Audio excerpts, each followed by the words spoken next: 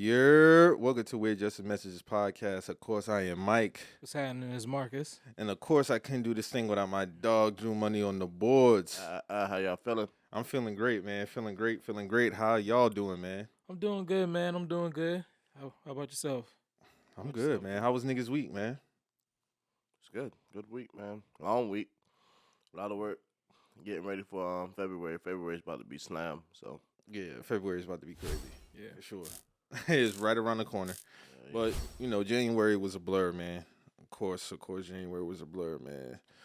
A lot of shit always happens in January. Then we come up towards the end of the year. Of course, we got Championship Sunday today.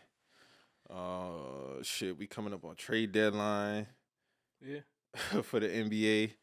We got some rap beef this week. Yeah, a lot went on this week, man. A lot went on. Oh, man. 4 years since Kobe passed. R.I.P. to Kobe. Which is crazy. Yeah, man. Still can't believe that shit, bro. Still can't believe it. 4 years passed. The 26th. And actually, that was Championship Sunday, too. Yep. Man, so where were y'all when y'all heard that?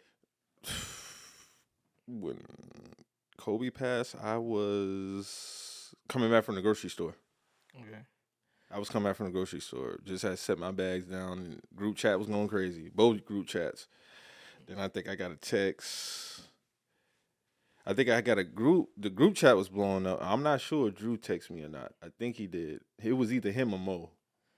One of them two had texted me, and then I turned the TV on. First thing I do is go to Sports Center. Because I know, man, if this shit real, Sports Center going to be talking about this shit. And sure enough, I went there. Then I went to ABC, and that shit was breaking news. Twitter, timeline broke. Yeah, man, I went over to my mom's house for Sunday, just chill out and relax and shit. And then I was on the couch, and then I see the thing go across my TL on Twitter. It said Kobe died in a plane crash. A helicopter crash. I was like, man, that's just not real. I was like, that ain't real. So I just scrolled down and I kept seeing it. I'm like, I think that's a hoax. Like, I ain't even about to even pay attention to that shit. Get that shit no burn. But then when so I put my phone down, I clicked on CNN. They had the shit. And then I looked on TMZ. Once I saw TMZ reported, I was like, oh, this shit real. I was like, oh, this shit real. And I was just like, God damn, dog. Like that, 41 years old. Was not supposed and to. that was that was the start of the snowball for 2020. Yeah, that fucked up. Yeah, that shattered whatever the balance of the universe. That shit shattered it, bro. That shit shattered it. Haven't been the same since. Definitely shattered. What were some of your favorite Kobe moments? Man, it's so many as a Laker fan, man. It's so many. I first became a Kobe fan in 1998. I had Kobe Bryant courtside on N64. That was classic. So when I got that game, when my mama got me that game, I instantly became a Kobe Bryant fan. And since then, man, some of my favorite moments. I still love the Indiana series when Shaq was out and he had to take over. And he was going crazy. I think he had like 41 that game. That stretch where he had those 40 points when he was at the Garden and he did the reverse around the rim and slammed it. The one where he was playing against Denver and he put the ball behind his back against Vincent Yarbrough. He went like this and then went under the rim and dunked. That was against the Raptors? No, that was against the Nuggets. Oh, I remember that. That play. It was like a fast break or something like that. Yeah. I still remember when he was man, it's so much like Kobe, like Afro Kobe. Afro Kobe was athletically was just different. Like he was just doing different shit, catching lobs. I still remember he was on a fast break against Detroit and this nigga just did like a effortless 360 and just slammed that shit and then just jogged down the court. Like he was cold in that regard. But then when it came to the scoring aspect, you know what I'm saying? The 24 was just savvy with the scoring, you know what I'm saying? His mid-range game was always sick, but when he got to the 24, he was just like the ultra sensei of the craft, you know, especially of the mid-range game, you know what I'm saying? You know, a lot of, of course he took the fade away from Mike, but he made it his own and then he was using it and he was just killing niggas, bruh. just one thing I always remember, just Kobe just being so relentless. Like even against I remember when I want to say they was playing against the Dallas Mavericks, and I think Talking about that comeback in yeah 03? yeah 02 I was 03, about like to say that. you know what That I'm was one saying. of That nigga that just might be one of my relentless. favorites. He's dropped 62 in that game, Yeah. didn't he? In the comeback. Yeah, in the comeback, he was just relentless. You know what I'm saying? And then when that's what I always just Him and Phil got that infamous like handshake Mhm. like in the air and shit like that. Yeah. Yeah. I remember his alley against Philly. yeah. His alley oop when he He turned around, he it's caught they it like can't- that. Yeah. Dog, that was He crazy. looked to the crowd like he can't fuck with me Yeah, type shit. that was Yeah. crazy. I think that was the following season after they had met up in the final because they had I think the Sixers had the blue jerseys yeah. on. Yeah, that was one of them. The Mavericks come back. Mhm. Of course, the Garden when he dropped 60. Yeah. That was like 09, I think. Yeah, 08, 09. yeah. And what's so crazy about Kobe was his accolades in 8 and 24 are damn near equal. Yeah. You see what I'm saying? It's like, because I Yeah. remember when he did the switch to 24, I'm like, damn, Kobe switched to, it was like a whole, not new persona, but it was like a new alias. Yeah. The Black Mamba. That's It took me some time to get used to 24. Yeah. It took me some time. It probably took me about the first year and a half, maybe, Mhm. to get used to 24. And it was just up from there, man. He accomplished the back-to-back championships. He wanted the three-peat, but, things didn't work out Mhm. for them that season. But, yeah, just him being relentless. And just always embracing the moment. Whether it be if he's not scoring, he's passing, playing hellacious defense, Yeah. shit like that. And, I mean, even post his career, what he was doing with his daughters, Yeah. with the academy. The book writing and Yeah. storytelling. He won an Oscar, didn't he? Yeah. Yeah, won an Oscar. So Kobe still had a lot more to do, but man, just seeing when because the 26th was, what was that? That was Friday. So just to see everybody, of course, just reminiscing about their moment. It's always a time. It's gonna be like that Yeah. every year. But shit, man, 4 years, dog. Just like that. Like that. Yeah, just like that, man. And we also got one of the best All-Star games that year too, because that's when they changed up the format. Yeah. I think Kawhi got MVP that season. Yeah. I know you're talking about. Yeah. I think that was an All-Star game in Toronto. I think, wasn't it? Was it Toronto? I'm not too sure. I'm not too sure. It might have 2020, 2020. I had to look. No, it up. not 2020. That had to have been like 2016, 2017, maybe in Toronto. I'm tripping. 2020 was, I can't remember where it was at. I remember Kawhi had got MVP though. That's when they switched up the format, and the game was a little bit more competitive. Yeah. Definitely a little more. Drew, you got any Kobe moments? Off the top of my head, I'm thinking that All-Star against him and LeBron, where they were going tit for tat. Oh, that was 16. Yeah. That was 16. Yeah. Drake, dumbass, got in the middle of the fucking picture. Yeah. He ruined that moment. That was his last. Yeah, that was his last All-Star game. Yeah. But yeah, Kobe, man, he generational talent, man. Like that dude. Just I don't know, bro. Like that shit is him and Shaq has always been a dynamic duo for me. Like watching them growing up, just seeing the alley oop, especially to Shaq. That's really off the top of my head. I had to really like deep dive on thinking. Yeah. But I got you. yeah, man. R.I.P. Kobe. Definitely R.I.P. Kobe, man. I still remember when Kobe played against the Wizards, Jordan, and had that 50. Oh, yeah, that was 03. Yeah, I mean, 03, 02.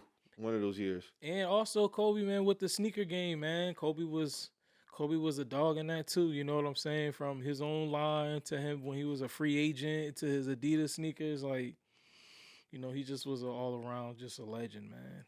Just Shit, he got crazy eights. He got the it's crazy because I got the Adidas utility that kind of mirrors his the one that kind of looked like a space boot. Yeah. Sneak it out was before its time. For sure, yeah, it definitely was. Cause people definitely wearing that shit now. Yeah, that shit hard. I fuck with that shit. That shit hard, man. So we had some rap beef this week, man. Meg Thee Stallion dropped a diss record called Hiss. And this is off the heels of her just dropping Cobra a few months ago. And man, when I heard that shit, because I honestly didn't see the shit coming, because I was anticipating Benny album, which we gonna talk about, but Benny had dropped his album. And I'm looking at this shit like, oh shit. Like it just came out of left field for me. I remember she was promoting a single, but I did not know it was gonna be on this type of level, bro. I mean, she was shooting that air. I mean, out the gate you heard it.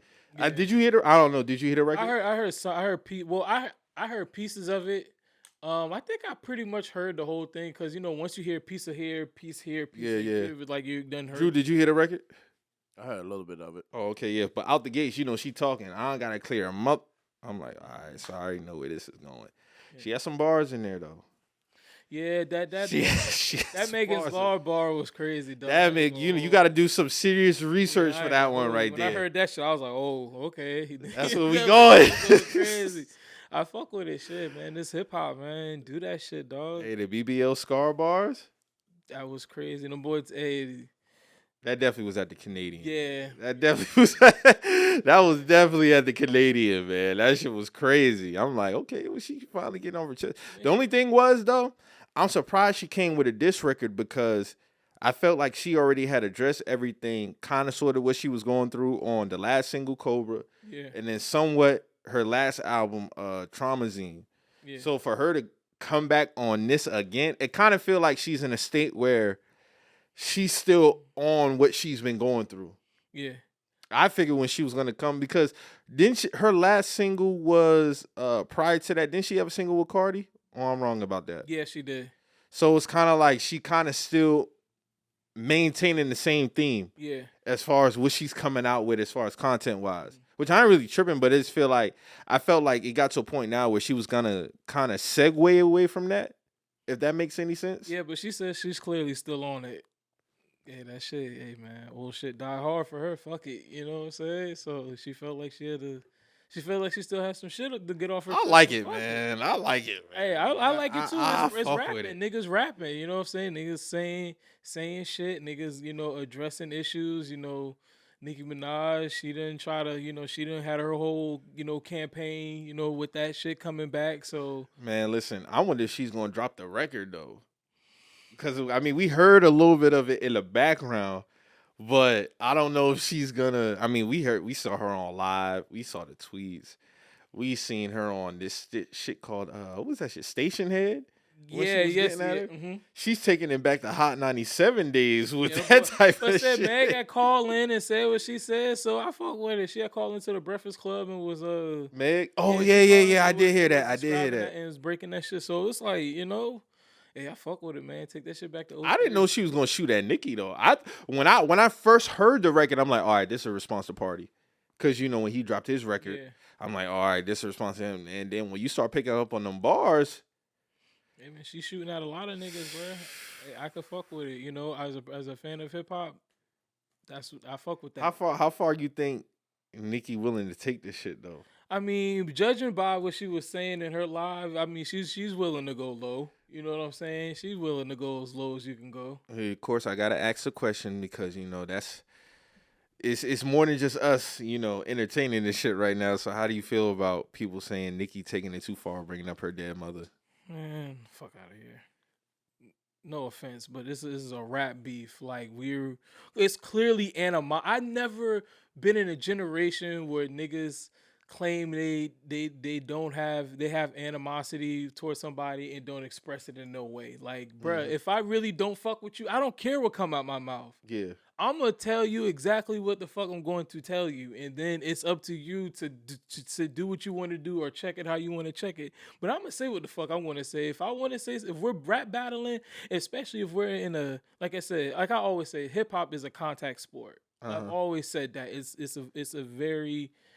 first of all, it's a very personal sport because there's niggas who their lives are on the table because you're famous. Mm-hmm. So there's not a lot of things you could really hide. So when people get wind of certain shit or people, vulnerabilities get put out there and things like that, yes, that is used as a weapon in hip hop. Like I said, man, like dog. This nigga Jay-Z said he left condoms in the baby seat. Like, you know what I'm saying? Like, bro, niggas have obviously done worse. Shit, Pac said, my 4-4 make sure all y'all kids don't grow. That's crazy. You know what I'm saying? Like, bro, niggas. Fuck you, die slow. That shit was crazy. You know what I'm Shit saying? was crazy. But that's how you knew it was on. Like that's how you knew. Okay, this is really what you know. I don't think a lot of people understand. Most of them, I would have. Nah. Then again, I don't know. Most of Meg's fan base may have keyword may not know where this shit really stemmed from. You see what I'm saying? I'm talking about in terms of rap beef and where it can go, like the foundation. So once she opened that door, and we talking about Nicki Minaj, it's no limit to her madness, bro. We already know how she give it up. Yeah. Now I'm just interested to see if she's gonna drop the record for one, and if she's gonna continue to go on it. I mean, we seen the tweets, bro. Like she was going crazy. Like you mad at like why you even bringing me up? Like Party was the one who put out all your tea. Like I don't know, man. That shit. Well, but I don't know. I'm gonna ask y'all. Did y'all already know that them two had beef? Yeah, cause remember that song? It's like cause they did. I knew they was gonna start having some type of animosity when she collaborated with Cardi. Yeah, I mean that's the obvious. But remember when them boy had did that song? It was her. It was Nicki Minaj. She did talk Meg about that. It never Ty dropped or Dolla something. And Ty Dolla Sign. Remember that song that came out a long time ago? Oh yeah. That was 2020 or 2019. One of the two. Yeah, something like that. And I think there was some issues with that song. With clearing it or something. Yeah, because Nicki was talking about that on the live. Yeah, I remember that. So I think they got probably have issues from that, and then it's just rolling over and stockpiling until what we got now. And then this all there's probably things that were said behind the scenes that we're not privy to. And once those things, get back to the other party, they're like, all right, bet. I'm about to talk about this shit now. So but see, that's the thing when somebody say something about you and then you put it out there. Now that other person got to explain why they were saying this about you. Yeah. So on Nicki's, that's why she's saying why are you bringing me up? Why? Because I mean maybe there was something that was going on behind scenes. and Yes. I said something about it. Now you gotta show your face on that one. Yeah, it's a lot of moral police going on right now as far as this rap. I don't know what the fuck Coi Leray talking about. I think she's talking about with her and because then Eminem diss her in a song recently. I don't know. I heard him and Benzino beefing again or some shit like that. But I'm a Coi Leray. She's like, oh, I'm tired of the female rap beef. Oh, the female. Okay. Y'all too pretty to be beefing and da da da shit whack da da da. Man, listen, man. Sit on the side. Yeah, just chill on the side, man. Hip hop is for niggas who really do this shit, and Meg is a person who really do this shit. And that's what I'm saying. Both of them can rap. Just saying, if Dickie's somebody who really do this shit, it's a contact sport. Let them niggas go at it. Yeah, and they're not gonna come to no blows or nothing like that. But I just feel like as if we here now. That's how I look at it. When the shit started spiraling out, because matter of fact, I heard it early Friday morning. So when she dropped the visuals the next day. But I heard the record when I went to the app, and I'm like, okay, let me check this out. I see all the women on the TL like, oh shit. Yeah. So I'm like, oh, the women saying, oh shit, man, let me go hear this shit. Off the gate, she was like, broken glass. Yeah. No holds bars. And I'm like, oh shit, like Meg did not come to play, bro. But I can understand it from her vantage point. Like she fed up, constantly probably seeing all the hate, getting called a liar and all this type of shit off the heels. Because that's still attached to her in some way. Mm-hmm. So I definitely can understand it from it was like, all right, if this what we still on, fuck it. Yeah.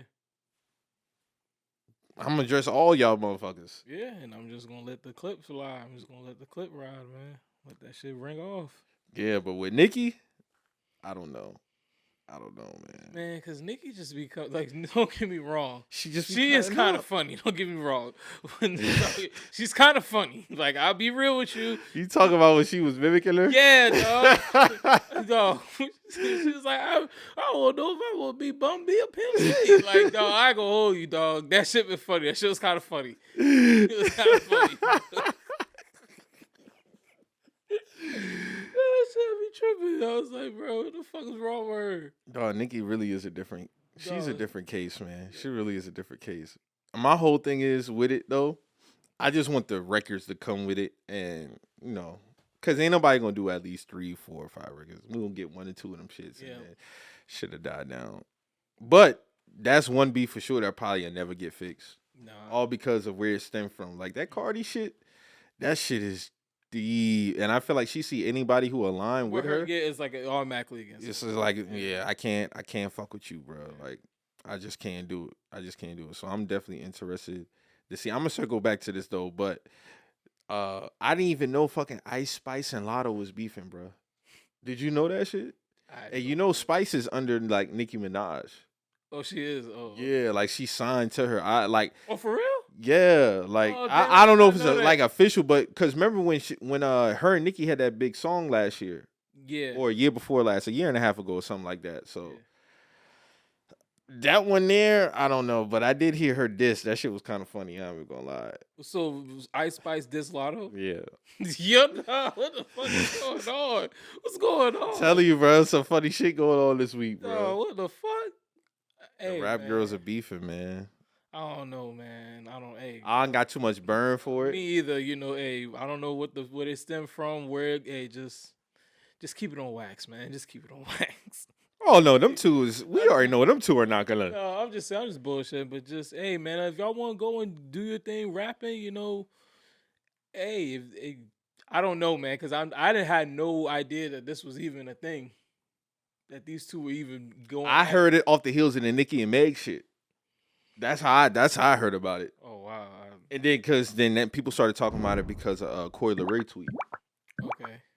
So I mean, once you see something, you see something else that come off that kind of like a tree branch type shit. Okay. So that's essentially what that was. All right. Well, shit, we got hip hop. We got hip hop. Women rap beef. All right, let's get it. I don't think them two are gonna really rap though. Lotto probably a rap.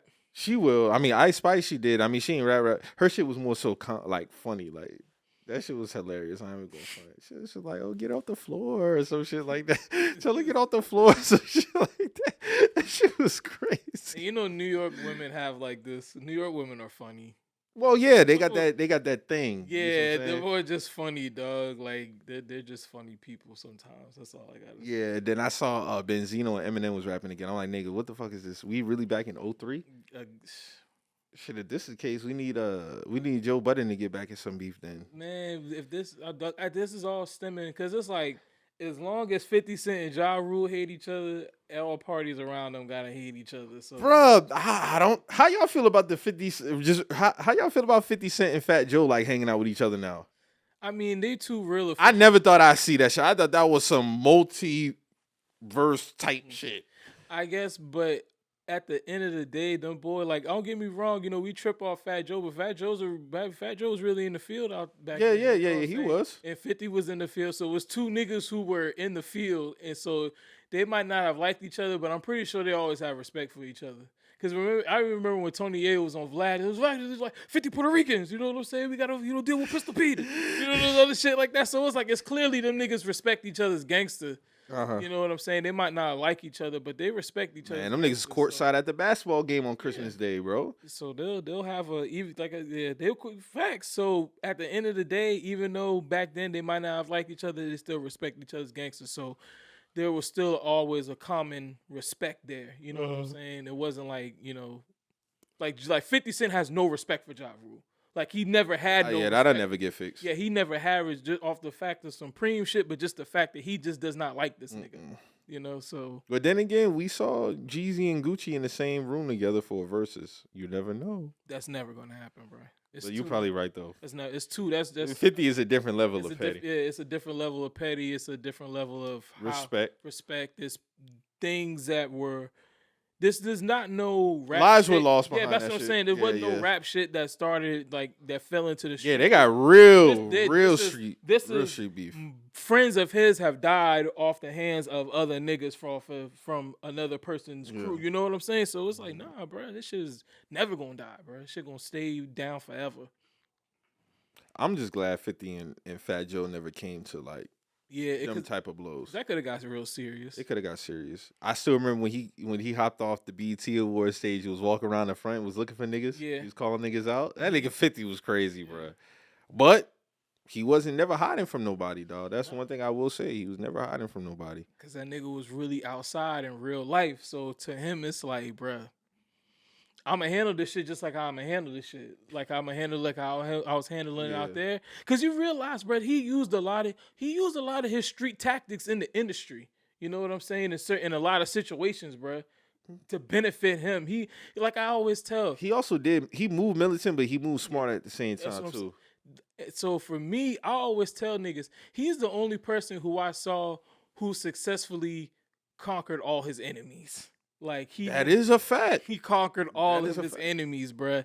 Any person that he like, I'm not like certain shit. Like the only person who was able to really like actually go with him is Ross because Ross is just hilarious. You know what I'm saying? But Ross, outside of that, 50 really did come out. he came out on top on pretty Yeah. much every beef he was a part of. Yeah, he did. I think it was more so, like you said, strategic. Yeah. The way he moved, because he was gonna beat you in business. He was gonna find like he's gonna beat you in business, but when he did that, he was gonna beat you in business and then find a way to still shit on you, to still Yes. make fun of you, to still do something. To I mean, we know between him and Game, them disses between them two, like that shit was a moment in hip hop. Hey man, I had that Stop Snitching, Stop Lying DVD though. That shit was tough. That shit was tough. Dog. Yeah. That shit was tough. Yeah. I remember that shit. I can't believe that was 20 years ago, dog. Man, That was 19, 20 years ago, dog. God damn, that was 2004, was. man. It Damn, was. bro. I was in like 7th grade. I want to say 7th grade, 8th grade, 7th. I mean, shit, you got to think about the timeline and like some of the rap beefs for our generation that we remember. So like for me, off rip, it was Biggie and Pop. Facts, yeah. After that, I would say it was Nas and Hov, Jada Beans. Yeah. In between there. For me, it was because my family was like big No Limit fans. I still remember the Pastor Troy and Master P beef. I do remember that. And then boy dropped that playing GA. I remember that shit. Then P and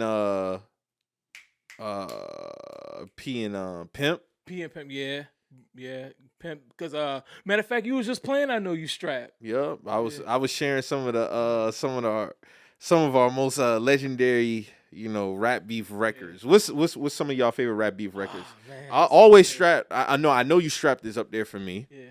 Hit 'em up, of course. Yeah. Takeover. Takeover, yeah. Takeover for sure.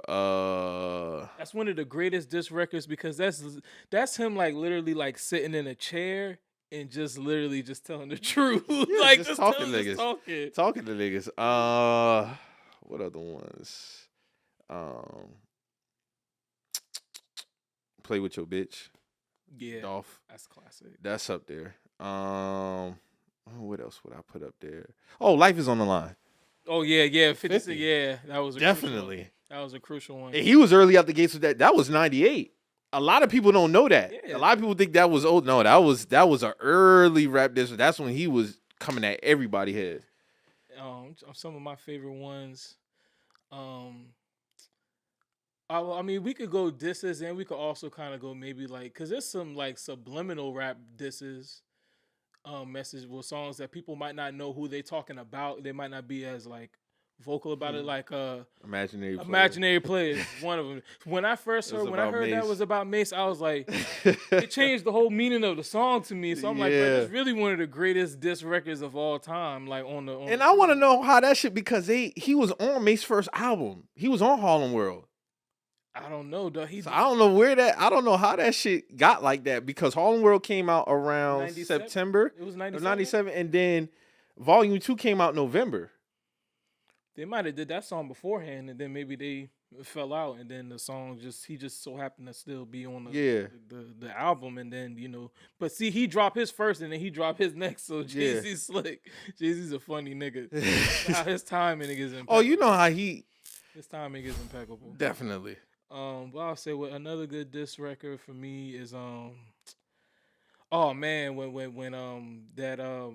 Beanie Siegel rapped over Put Your Hands Up against Jadakiss. I love Jada, but Beans got the best of you on that one, dog. Yes.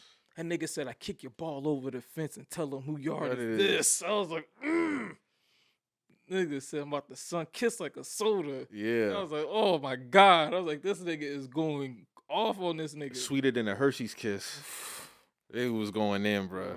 Dog, he was dumbing. But with that beat, he was flowing. But on that type of beat, you gotta be flowing. Yeah. And he was flowing on that motherfucker while dissing. Like that's one of my that's definitely up there too. And then another good diss is Another good diss is Cameron. You gotta love it. Hate Me Now. Hate Me Now, yeah. Nas diss? Who's this? Oh yeah, Cam rapping over that, yeah. That nigga said, "What type of nigga wear Jacques Sanders with jeans on?" Dog, Cameron got some of the best disses. Curtis. Mace got one of the best disses ever with the Oracle, bro. Yeah, that was Against a good one. Cameron, Yeah, that smoked shit, him. he was Yeah, flowing. he smoked that nigga on that smoked shit. that nigga on He that smoked shit, bro. Nigga, yeah. He smoked that nigga, bro. Facts. Mm-hmm. Who else got some notable ones? Oh, you got Game got with the 300 bars. Oh yeah, 92 bars versus me. Yeah. That was a crucial one. That was a crucial one. You got Idols Rivals. Yeah, of course, Idols was Rivals, but of course, one of the Exodus 23. Oh, Exodus 23-1. Pusha, Drake. Yeah. That was like prophecy. That definitely was. That was. Can you believe that'll be 12 years ago? I remember me downloading that shit. It was like a rip. It was like that's back when you had the rips. You had to rip it. Yeah. Man, I had ripped that shit off of, I want to say free like on either on Smash or Two Dope Boys. And then when I saw the video with that shit, I was like, Bro, that's the thing about rap records, bro. Like, you remember where the fuck you was at when you first heard, nigga, May 29, 2012, nigga, I was on my way to the barbershop when I heard Exodus 23-1. Word. When we get in the barbershop, everybody's like, oh shit, like, what y'all think? Y'all think Drake gonna respond? And Drake didn't end up responding, bro. Wayne ended up responding, but Exodus 23-1, that was a moment in hip hop, bro. That was a classic, man. Then you fast forward 6 years later, he dropped Story of Adidon the exact same day. And I remember where I was at when I heard that shit, nigga. I was in the living room on the couch. Word, I was about to say I was in my living room. When I heard that shit, this was a Tuesday. Cause I had took off from work that day, nigga. I was like, oh shit, cause I think Flex had premiered the shit. Yeah. I was like, oh, another strategic nigga. Yeah. Because for him to drop it the same day, 6 years later, that shit was the meanings, the hidden meanings, and all that shit. And of course, we can't forget Ether. I'm a takeover guy, but we can't forget Ether. You know what else is a I didn't know was a diss song. I can't remember the name of the song but I know I know the hook. It was DMX was dissing Ja Rule because Styles P brought it up on that song. Used to be my dog. You was my left. He said that was about Ja Rule. DMX was talking about Ja Rule on that song. Oh, okay. And Styles P was dissing that nigga too. See, I didn't really know that. I didn't know that either. I was like, damn. Then you got Hail Mary with M50 getting that job. Busta was on that shit. I don't know how the fuck Busta inserted himself on that. I was always confused about that. Me too, dog. I don't get like, well, I understand how he got inserted in that whole thing. Because he was on the same label. He was on Aftermath at that point. He was with Dre. Busta was with Dre at that point. He was? Yeah, he was signed to Aftermath. That's why he got into it. Yeah. Oh, okay. So I get it. Label. Yeah, label. We're going to hop on this shit. We're going to get at all y'all niggas. Of course, another good diss song. Max B. Max B got a couple good diss songs. Max B definitely got a couple good. Touched It in Miami. Touched It in Miami. The other one was then Paperwork. Trying to think. He got a couple. What up? What's happening? Yeah, whatever. T.I. Yeah. That's top 5. I forgot. We forgot Stay Strapped by Jeezy. Stay Strapped by Jeezy. Yup, facts. We going to the down south. Of course, The Truth, Gucci. Oh, definitely. The Truth. You gotta have that up there. Yeah. And he really performed that shit at the Versus. What Kind of King by Gucci. What Kind of King by Gucci. Yup. T.I. Luda Stomp. See, that one was always weird to me because it's like, did that nigga not know they had Static? He probably did, but I think Buck probably just sent he sent both them niggas the record and T.I. got on first. And then Luda just so happened to get on second. I think Buck sent the record as soon as T.I. finna get done with his verse. Buck probably sent the record over to Luda, and then Luda probably got on the shit. It could have been a setup, or Buck maybe could have been oblivious. I don't know. But that still was weird to me too. I don't understand that because he was able to diss the nigga on it was clearly T.I. got lined up. It was clearly and that was gonna be my next thing. It's like T.I. got lined up because I'm like, bro, if he hears that, he's probably not even gonna get on the fucking record, bro. Like, nah. You know who got a underrated diss that it's not rap, but got an underrated diss? Mariah Carey to Eminem. Yeah, that's a underrated diss right there. A lot of people don't know that's a diss record, even though it's R&B. Yeah, that is. So you obsessed. Gucci Man was on that shit too. He was? Yeah, what Gucci Man went on that shit? Gucci Man was on that shit, bro. I don't think he was initially. Wasn't that old? I could have swore Gucci No, Man that was 09. Was it 08 or 09? I'm thinking 05 for some reason, Nah, bro. that shit like 08, 09, bro. Hold on. Nah, you might be right. You might be right. Why you looking that up? Piggy Bank by 50. That was another one. Stop Crying by 50. Yeah. He Um, got some. I'm Leaving by 50. I don't know if you ever heard that. Yes. Yeah. Nas, Don't Body Yourself. The Don't 50 Bo- Cent diss. Oh, Nas also. What's the one where he was on Stillmatic, where he was talking about Prodigy and he was talking about nature. Oh, that was Destroy and Rebuild. Destroy and yeah, Rebuild. Destroy and Rebuild. Yeah. Yeah. That nigga said, "You ain't from my hood, don't even rep QB." It's just like, yo, that nigga funny, bro. Jadakiss Problem Child. Yeah, that was 50 crazy. Cent diss. Yup. Yeah. Game 100 bars. Yeah. 100 bars. Trying to think of another one. Drake got one. Two Birds, One Stone. That was a good one. Yeah, that was a good one. Um, I'm trying to think.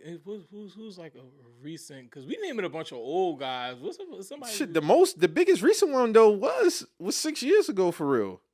Was True. pushing Drake. Yeah, true. Well, has there been any like monumental one since then? Like that was a moment in history. I can't think of none recently that like really like stopped time. I mean, besides that one, I really can't think of none. Sauce Walker got one. Yeah, but he was going against Future and Gunna. That was a good one. That was a good one. I'm trying to think, man. And outside of Dolphin Gotti, that's about it. Yeah, Dolphin Gotti. Damn, man. I'm trying to think. Because a lot of these diss records now are really just like murder raps. Yeah. Oh, it's not big, but BG diss Wayne, man. And then he come out and say, man, that my little brother. I love it. I said, I'll call you a bitch and love you in the same sentence. I'm like, all right, man. That's weird. I didn't want 2024 to come in with no BG and Wayne beef, bro. But Wayne don't look like he paying that shit no attention. Nah, I mean, I wouldn't want him to though. I thought they were supposed to do a tour together or some shit. I thought That's what I thought. Do a Hot Boy tour. Oh, Hove, Brooklyn High, Jim Jones. Yeah. Jim Jones is. Uh-huh. Of course, Hove on Pump It Up. Pump It Up. Joe Budden. Hove on Blow the Whistle. Yeah. Nigga was dissing Deshaun Stevenson. Yo, that shit was crazy. That nigga been dissing Deshaun Stevenson, bro. That shit is crazy. Drew, you got any favorite rap diss records? Cassidy to Meek. I remember that. That was 2013. Yeah. I remember that shit. Okay. That was a rap beef. Meek done been in a couple. He had one with Drake. Him and Game went back and forth. Him and Cassidy. Yeah. Damn, I can't believe that was 11 years ago, bro. Yeah, that didn't seem long. That did not seem long ago, bro. I remember that. And you gotta remember now, this was the start of Instagram, so that's when niggas was posting memes and shit. Yeah, you gotta remember that was a different time, man. Then Meek, they didn't have no diss records to each other. Meek and off the heels of that Meek and Drake beef, that's when AR Ab got inserted in that shit. Cause Meek thought AR Ab was riding with Drake because Drake shot him out on back to back. Yeah, and low key, AR Ab was signing Cash Money on the low. He was? Yeah, on the low. Oh, okay. But I mean, I don't think it really went nowhere. But because I remember him, I think he signed the Cash, or he was about to sign the Cash Money. I just know him and Birdman definitely had some dealings. But I mean, that could have been a reason why too. I don't know. I'm just saying because I just know that he was at one point affiliated with Cash Money. Oh, okay. So this is the question I wanted to ask because this popped up on the TL the other day. So was Roos dissing Bad Boy? Man, yeah, bro, yeah, and nigga, video. I'm not even talking about the song because the video could give you a lot of visuals on top of the diss record. To me, they will try to paint it as, oh, this is just the general spectrum of how we see rap music. We see niggas just popping champagne, niggas just because that was a transition, like 96, 97. The music video started changing. Yeah, niggas popping champagne, niggas partying, niggas got on big ass coats in fucking bedrooms and shit like that. You know what I'm saying? And so they'll use it as that's the pertaining of all the I guess the stereotypical tropes that we see in hip hop videos. But a lot of the things that were being shown in the way it was presented, it definitely looked like they was dissing Bad Boy Records. Because you got to think, at that time with rap videos, bro, who was having the champagne, the girls in the videos? Man, then you got to think of the video itself, bro. They outside, poolside with the girls. That's juicy all day. Thank you. That's juicy all day. Now, from what I know, Black Thought said that really wasn't a diss at Bad Boy, because you know Big ain't like that shit, but he Yeah. never got a chance to talk to Big about it before he passed away. Yeah. That was from what I remember. Black Thought thoughts on Yeah. that whole record. That was 100% a diss. That was a bruh. diss. But see, what the thing with that around that time, it was starting to break off between what they say quote unquote real hip hop and what is mainstream and commercial. So Yeah. they immediately tagged that as that's commercial right there, and then they, you know, what Bad Boy, the formula was, you know, it was hitting big, it was successful, Mm-hmm. and they looked at that as like, all right, that's the commercial formula. This look right here is what we view as the Raw, which is bad. authentic. Yeah, and then you have the raw, authentic, raucous records, niggas with backpacks. You know what I'm saying? Those type of niggas, and then so I feel like that's where the divide and split. But I think Big knew all that shit because Kicking the Door was a Nas diss, and that was a Jeru the Damager diss, and those are two niggas who quote unquote are hip hop. You feel me? Even Nas, but Nas was more on his street mafioso shit. It was still. People still coin that as still real hip hop, and they still coin Big as commercial. Bro, they was so strict about rap going commercial back then, because you know Nas got heat for Street Dreams. He did? They felt like he was going. Or I Rule the World. It was either that. It definitely was that, because that was on his second album, right? Yeah, I Rule the World. He got heat on his second album for quote unquote going commercial. That's crazy, because He me, did, his second bruh. album He is did. His best album. It was written. He did. They felt like he was selling out. That's crazy. That was a They strict definitely criteria did, bro. back then, They bruh. definitely felt like he was. They felt like Nas was going commercial on his second album, bro. They was real strict about going quote unquote, like I said, quote unquote commercial in hip hop back then, bro. But that shit was crazy because if But you gotta think the foundation of rap back then. I can understand the mental and them wanting to keep it a certain way, yeah. but at the same time too, it's like, man.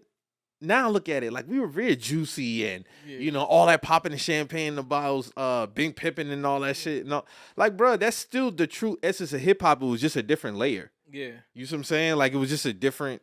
Cause partying is all that's hip hop is off the party, my nigga. That's what I'm it's saying. Like, it's always gonna have that type of element to it.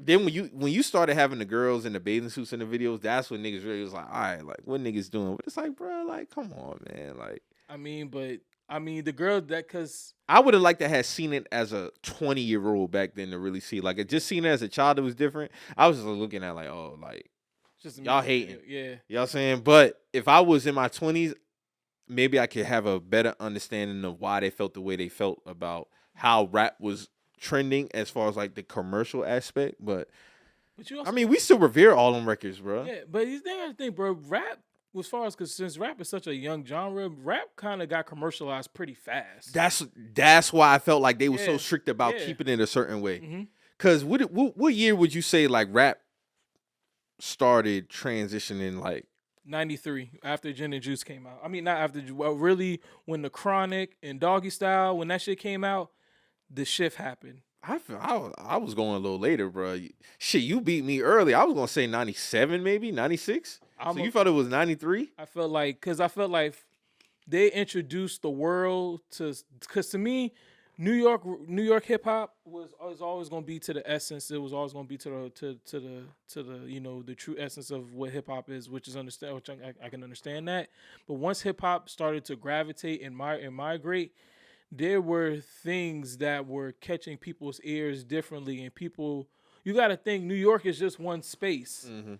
A lot of people from a lot of different areas weren't living like that. So it was certain rap that they was listening to that may have cut across larger regions. And that was what the West Coast did. The West Coast stretched from California, West Coast. That's some of the first when I talk to older people, when they talk about the first hip hop that they listen to, as far as people not from New York, a lot of them they say they listen to New York rap and shit, but West Coast hip hop, Ice-T, 6 in the Morning, NWA, all of that shit resonated with them because it was, it was, I guess, more, gangster, more in your face type of music. So I feel like that music also crossed over into white America easily is also because it's like, oh, this is dangerous. You know what I'm saying? This is something dangerous. This is something that we've never seen before. You know what I'm saying? What is these? Niggas cursing on records. NWA having a parental advisory record. Luke selling sex. You know what I'm saying? All this shit is starting the commercial wave. And then I feel like there was this sudden change because a lot of old people will tell you, okay, at one point you were having more. Well, 97 is a breaking point too, but to me, I would say is 93 because I felt like when it came to the change as far as content being pushed, you'll have older people that say, okay, back in the day, you had your De La Souls, you had your Tribe Called Quest, your Brand Nubians, you had people who spoke about, different elements of hip hop or different things, just different subject matters. It just wasn't all gangster shit. But when the gangster shit got pushed to the forefront, that's the shit that got commercialized. That's the shit that went, it stopped really pushing, the old folks to say that, they stopped really pushing positivity. And even though they were positive, quote unquote, positive rappers per se, they were all being pushed to the underground. And so, I would say 93 and then 97, I felt like that's when there was an official divide because in 93 you could still listen to a Too Short record come on, and then after a Too Short record, a Tribe record would come on. Then after a Tribe record come on, a Scarface record come on. After a Scarface record would come on, maybe a Brand Nubian or a Grand Poobah record, and then you might have a Ice-T record. So it was still some type of versatility and subject matter is what you listen to. Once it got to like 97, everything pushed was just commercial. Yeah, because of course you had Biggie and Pac was talking fly shit in their way, but Hove really introduced that talking that fly shit with a street perspective. You see what I'm saying? Then that's when it was like official. In the 98 come, you got Money Ain't a Thing with him and JD. You see what I'm saying? So by that time, it was about really talking that fly shit. Getting money and talking that fly shit definitely was around 97, 98 for Big sure. Time is coming out. Get your roll on. Get your roll on, yup. We're talking about money. That's when it was Master P. Yeah, that's Make when, him say, That's when you get in the 2000, the quote unquote bling bling era, because that's all niggas was rapping. That's all niggas talking about was making money back then. That's all niggas was rapping about. Yeah, niggas was talking some gangster shit too, but for the most part, niggas was about that fly rap, getting money, things like Mace, that. Of course, when you got Mace inserted into the picture, yes, it's all that. And then that's why I say for me, it really switched. And I really wouldn't say it's commercials, like, bro, it was just a different type of content, I say. Yeah. Like, as far as, like, and then the videos, you had to have a hot video back then. Had to. You had to have a hot videos today? Nothing. Nah, I still think especially with the way social media is, I would assume the videos to be better now. The videos ain't really, and maybe because we don't have the TV aspect of it no more. Like, we don't have a world premiere for a video no more. Your world premiere is, this shit dropping on YouTube in 15 minutes. Yeah. You see what I'm saying? Which I'm not mad at that at all. But just the creative aspect, bro, like, videos definitely can be, and I think you can incorporate videos to be like a countdown type thing again. It would just take somebody to really want to do it. Yeah, really want to do it and really do it in a way to where it doesn't, first of all, it doesn't seem corny or cheesy.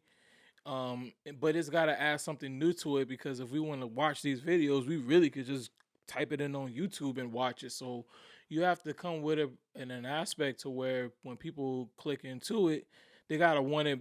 It's sad to say, they kind of got to want it more for than just the videos. Yeah, it gotta be something else to kind of, because if you just going off just the videos, like back then, bro, 106 in Park had a fly setup. 106 in Park was dope as fuck. The free, very chill. Had the couch. But the main thing was, my nigga, the videos. You wanted to see who was number one. Bro, your video sold your album. Facts. And the video sold your album. Then you had to have that performance, whether if it was on 106 in Park, TRL, whatever, and it was a lot. It's a different grind. It's still, it still requires work both ways. Uh-huh. But at the same time, back then, Man, we knew the music video Yeah. directors back then. yeah, we saw. We don't know the music video directors today, bro. It's your homeboy behind the Yeah, HD camera. 9 times out of 10, it's your homeboy behind the video. Now, you do have some video directors who do have a name, Yeah, who do their thing and shit like that. But I think you could get back to a point where you are really highlighting the music video over the actual record itself. because there are some music videos that I remember like clear as day. I remember the director. I remember. Man, I still remember Lay Low. You know by what it was? Snoop Dogg and them. Mhm. That was an epic music video, that bro. world premiere. Yeah, I remember. I remember the world premiere for the Michael Jackson "Rock My Body," dog. Oh my god, dog. I still remember that shit like it was yesterday. That shit came on BET World Premieres. Like the whole world stopped for that fucking video. Bro, I remember Hypnotized premiere Yeah. by Big. That was big. That was a big one. You had what else you had? You had I remember when the Make 'Em Say video first came out, dog. that was different. Yeah, I was like, dog, what the fuck is And then this? after that, you just started seeing people like I wouldn't say copy, but like paying homage to that because Take It to the House music video, bro. Yeah. That's definitely off P shit. Yeah, bro. that's definitely off P shit. Like the whole the gymnasium and all that shit. Yeah, hell yeah, bro. Like, but then you always it always takes that one, and then you see like down the line, just down the line how that shit goes. So yeah, and then as far as directors, like some of my favorite music directors were like, of course, Hype Williams, Little X. no X. I always liked Gail Green. Got some good music videos. Chris Robinson had some good music. Chris Robinson has some good music videos. Brian Barber had some good music videos. So yeah, even back then, bro, you remember the music director, bro. Yeah, and if you was dropping an album, bro, you had to at least have 1 or 2 music videos for sure. Facts. Had to. I don't give a fuck if it was I don't give a fuck if it was an independent. Independent, yeah, you had to have one. You had to. 'Cause that's how you marketed yourself. Artist. Yeah, I used to see so much Koch record fucking Man. music videos, dog. They back dominated then. fucking Oh my music videos, God, bro. dog. That independent label was putting up numbers. They was putting up numbers with that shit, dog. That shit was crazy, dog. They was definitely putting up numbers with that shit. Mm. I still remember when dog, when 50 premiered in the club, saw that on MTV. game over. Yeah. And it came down. Yeah, that was Running on the that's a treadmill. monumental. That was a monumental moment. That was a hip-hop, bro. monumental moment in hip hop, dog. Like that nigga kicked down the fucking door for it. Eminem, he got some classic videos. I remember the cleaning out my closet video. They did a Hey, that was a real eerie video, bro. That was a real That nigga was eerie like- video. This nigga was digging up the damn grave or the some shit. grave site. Yup.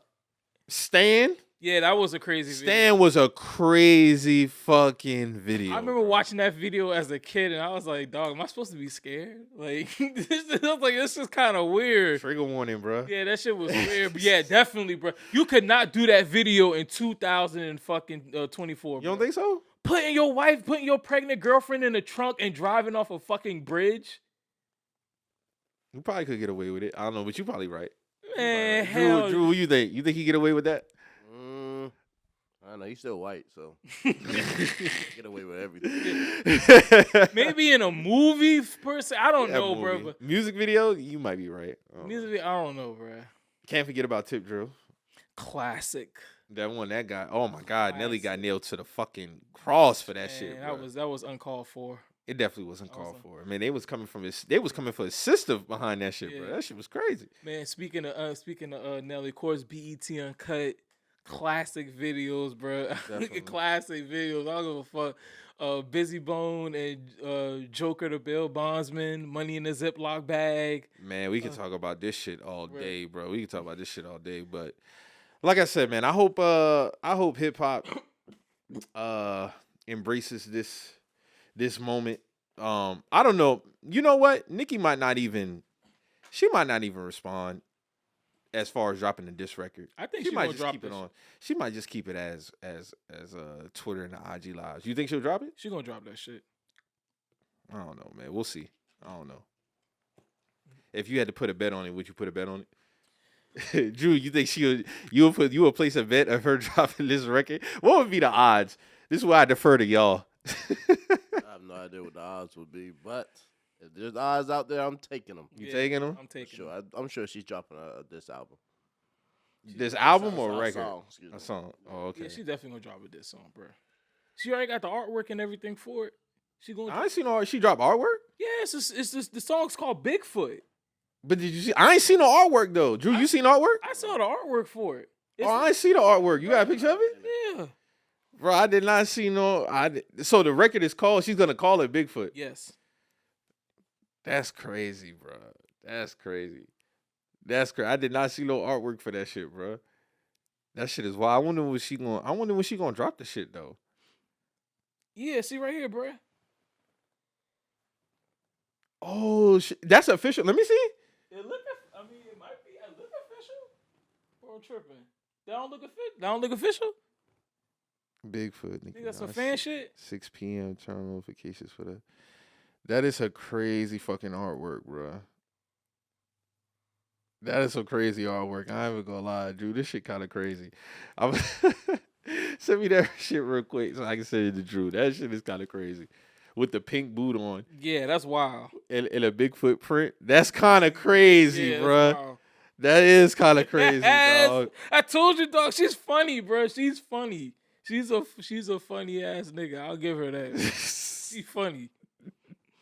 No, that shit is wild. So, yeah, it remains to see who you think could come out on top as far as rapping.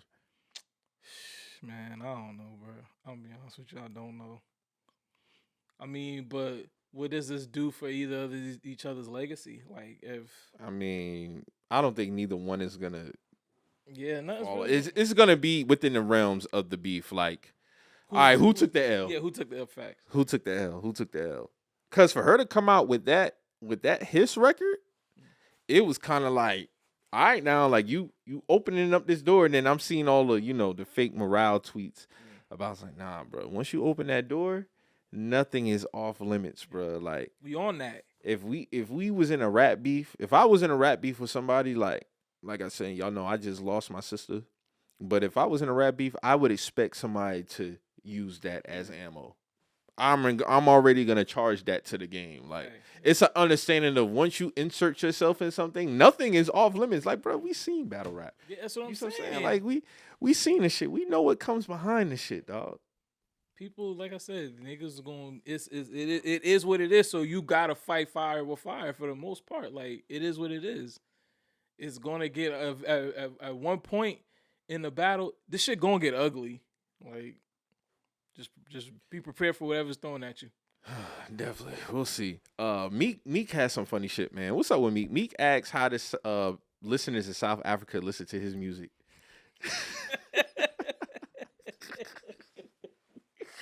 Hey, bro, This is off the heels of him saying like he ran off a couple of tweets talking about, oh, I'm not into that political shit. This, that, and that. Like, yo, what is wrong with this nigga? Does this nigga think South Africa don't have the same shit that we got? Hey man, the Boondocks need to come back. Man, the Boondocks need to come back. He might be the funniest tweeter of all time, bro. Oh, bro, that nigga. Cause he be crazy. serious. He be serious when he be asking these questions, bro.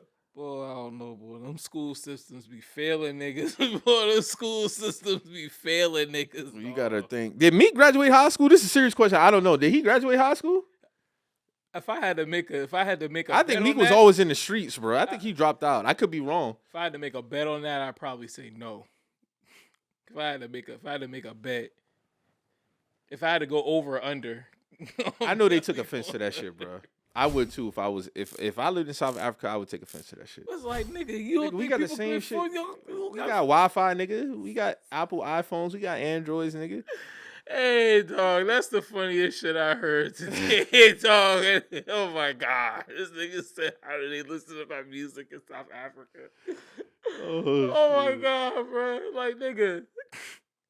Hey, man, the school system failed a lot of people, bro. We got to talk about that shit, man. That No Child Left Behind act, that shit was not real because niggas got left behind, bro. Niggas got left behind. I don't think Bush should have ever did that shit. Ever. And you know, I actually saw that like live indirect. Word. Bruh, so I was in fourth grade. This girl and her sister came from another state or somewhere. Was this when you was in New York? No, I already had moved down here by this time. Alright. They put this girl in 4th grade. Apparently, her school didn't have a 3rd grade. What? I don't know, bro. Apparently, her old school did not have a fucking 3rd grade. It's some funny shit. So she might have been with us probably for about a couple months, and she legit was struggling. Oh wow. Like she was struggling. She bad, a foreigner bro. or something? I don't think she was a foreigner, bro, because she, like I said, she had a sister. Okay. That girl ended up getting pushed back to 3rd grade, bro. Wow. She ended up getting pushed back to 3rd grade because for some reason her school didn't have a I remember it being along the lines of her old school not having a 3rd grade. So when she came, she was automatically in the 4th grade class with us. They had to move this girl back. Wow. That's crazy. Yes. I mean, but did they technically put her back in her right grade? Because you went from 2nd to 4th. She went to 2nd and 4th, so they put her in 3rd. And, that's what I'm saying. And obviously, if you doing 4th grade work and you struggling, that's because you ain't supposed to be in the 4th grade in the first place. Yeah, that's why they pushed her back to 3rd. Yeah, so they kind of did the right thing. Hey, yo, I seen somebody said, bruh, all the people who are in special ed now, once they get out of school, they just out in the world. So you really don't know who's who. Dog, I did see that tweet. Hell, bro. I did see that, and that shit really fucked me up because I'm like, damn, where are they? I mean, their parents probably just taking care of them, but I don't know where they go at after school. I don't know. I don't know either. I don't really. I Drew, you think you know? Would you have an idea? I know you ain't really on that side of education, but no. That shit is crazy, bro. Bro, we was talking about this shit like, bro, what are those kids that you went to middle school with that like?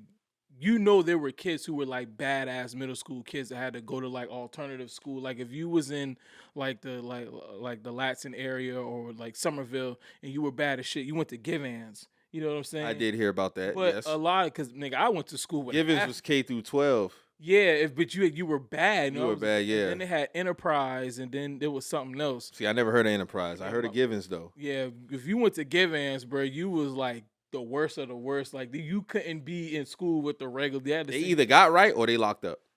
That's what I'm saying. One of the two. Are they dead, bro? Hopefully they ain't dead, Hopefully, but yeah, they either got right or they locked up, bro. There's no sure. in between for these niggas, bro.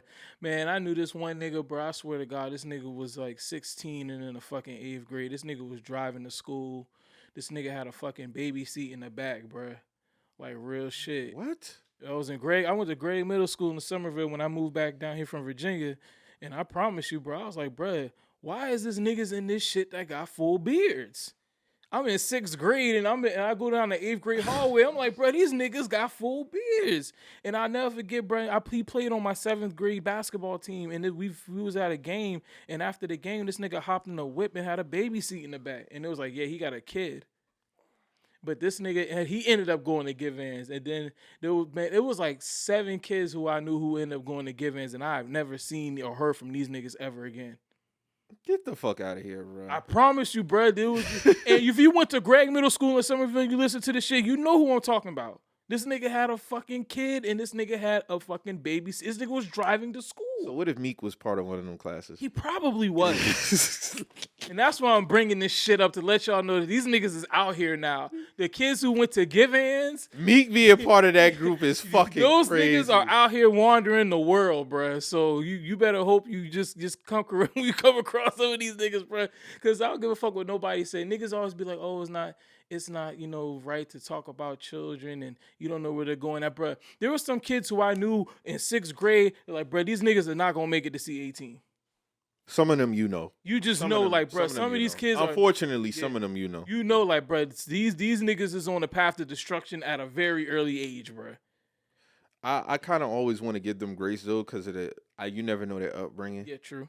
They might not have a parent, an uncle, or aunt that give a fuck about them, so they don't really know how to react to certain things in the world, bro. Like that is true. A lot of shit just be kids. Kids need the positive adult in their life. They 100% need that. Facts. They 100% need that to flourish, bro. Because if they'll pick up on certain shit, I'm gonna tell y'all a little funny thing. Because I'm gonna tell y'all. Flag football, I didn't know this shit was that serious amongst parents and like coaches and refs. So I was at my nephew's flag football game yesterday. So the team he played for, they was playing with 7 players. The other team had 6. So the other coach is like, yo, I only got 6 guys. Like, drop one. I'm one of the ones out there like, bro, just drop the one guy so this shit don't get out of hand or whatever. The coach that my nephew played for was like, well, shit. Last week when they was playing with 8 and I only had 6, they wouldn't drop. So I told him, I said, if it happened to us, I'm not gonna do that. The ref out there, only got one ref. He just like, hey, the whole shit. I did not know the shit was crazy. Niggas arguing on both sides. I'm trying to calm down my side.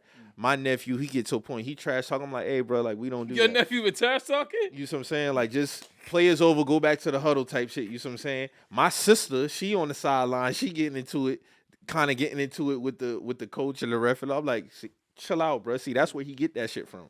You see what I'm saying? But I say that to say, like, bro, like. These kids, I heard the Dallas Cowboys flag football team age group, they got banned for fighting last week. Whoa. The kids was fighting the parents. God damn. The boys told me that shit yesterday. I said, brother, get the fuck out of here. You lying. I said, bro, there's no way. He said, bro, them kids was out there fighting the parents. We're talking about flag football, bro. That's insane, bro. That's insane.